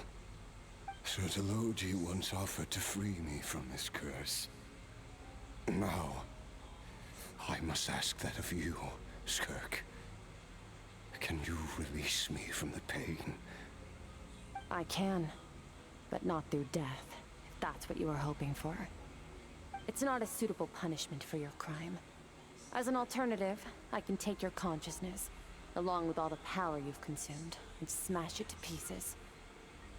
The impurities will dissipate, and under the curse of immortality, your mind and body will regenerate.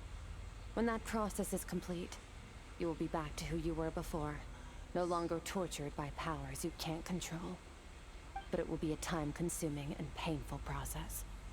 The decision is yours to make. I accept.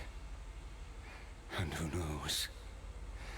Perhaps I'll wake up in time to witness your great battle with Sertologi.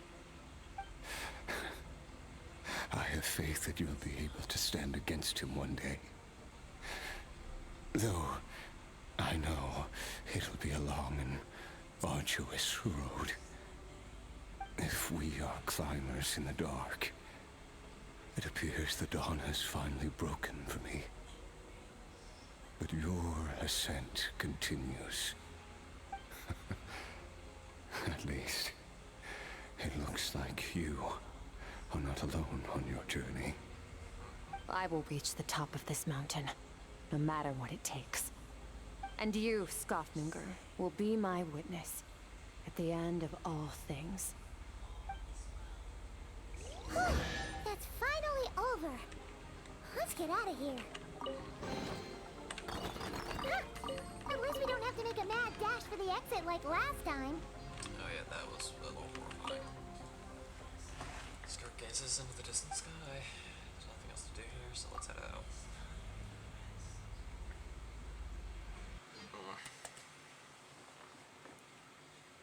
Alright, here's hoping this is the last time I have to go there. This is...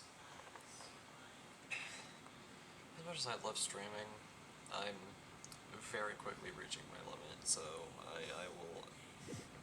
I'll probably not be able to stream for too much longer for tonight. We did it! Ah, it's only been a few days, but it feels like forever. Something in Once again, my throat. we've proved there's nothing we can't overcome. We're just that awesome. I didn't even break a sweat. Wow, you sound even more confident than usual. Guess you really have become stronger. Seems like it. Today sure went by fast. It's night already. Oh wait, that reminds Paimon.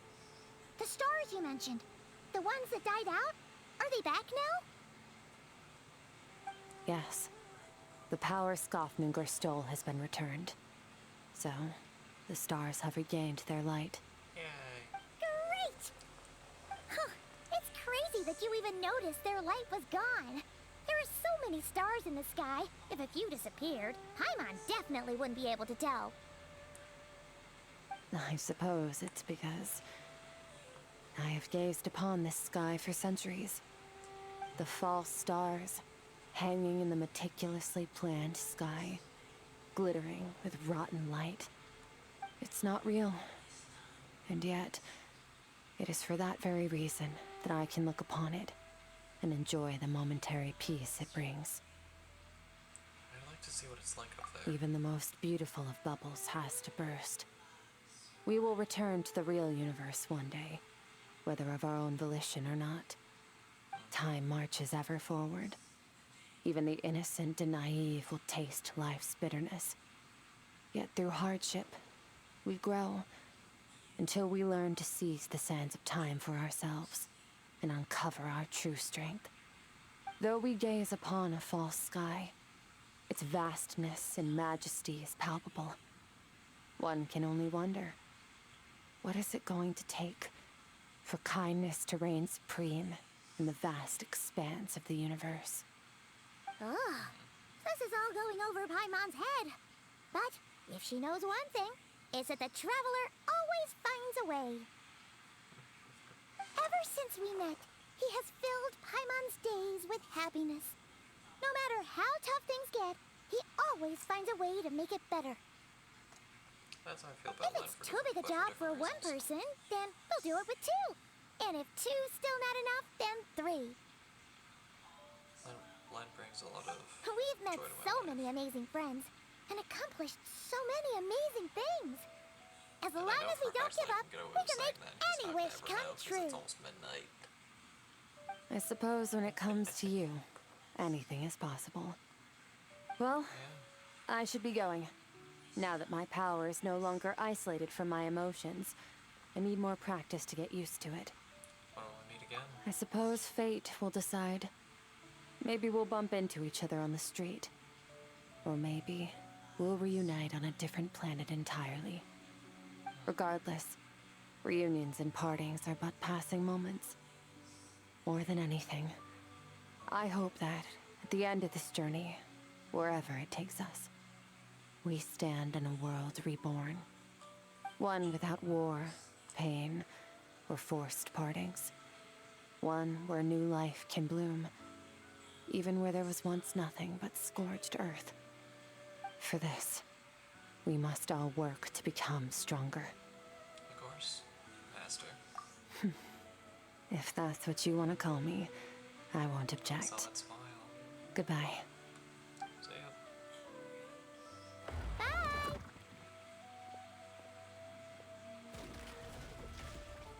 That is such a cool Is it exit. just Paimon, or is she being nicer than before? We definitely count as friends after all that, don't you think? Hey, what do you think about camping here tonight? There's nothing quite like sleeping under the stars. Fair enough. Come tomorrow, we can continue our journey. Oh, and since Paimon treated you to that super nice meal at Wanmin Restaurant, it's about time you returned the favor. I mean, that wasn't really... delicious. That was because you were worried about me. Anyways, story quest done. We have completed the things at long last.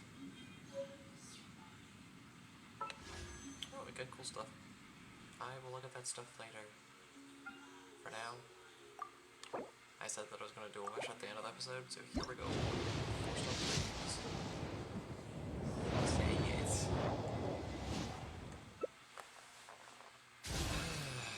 Well.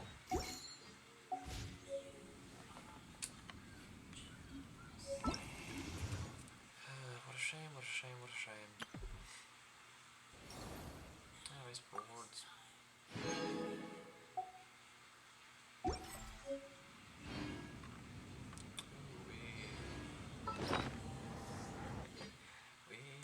are almost out of time. It's good that we chose today to do that. Lingering Euphania. Guitar that Skirk made based on the instruments of her homeland. The guitar has a unique charm when played. Its ancient melody seems to hum with a history that nobody recalls. That's cool, yet also depressing.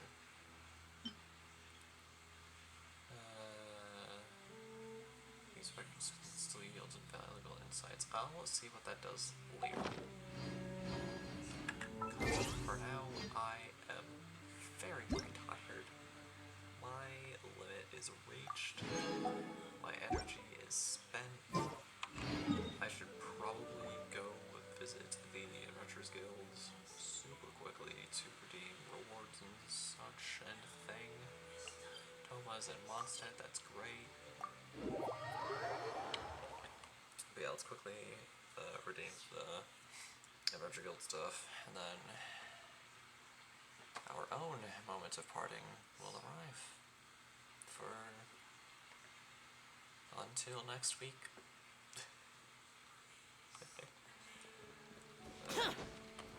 Even though I didn't stream all that much this week due to holidays and my own fluctuating energy. Ad Astra Abyssosk. Good streams. Welcome to the Adventurers Guild. Thank you for completing today's commissions. Here is your reward.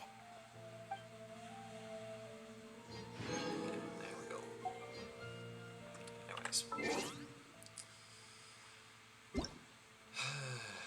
That was a good quest.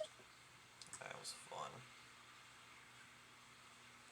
I enjoyed that greatly. But it is time to say our goodbyes and goodnights. And I think it is just about time for all of us to get some sleep, yeah?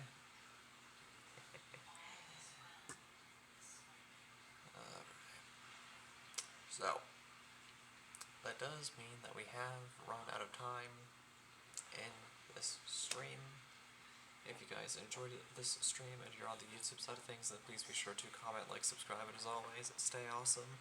And even one of the lovely people who decided to take time out of your day, afternoon, or evening to come watch this stream live as it is happening, or you're here for the 2 weeks that it's on Twitch before it transferred over, then please be sure to drop a follow and maybe even a subscription if you haven't done so already. Small reminder that those with Twitch Prime are able to get a free 1-month subscription to a streamer of their choosing. So if you haven't used that with someone else, I encourage you to use that here. As always, long live the rebellion.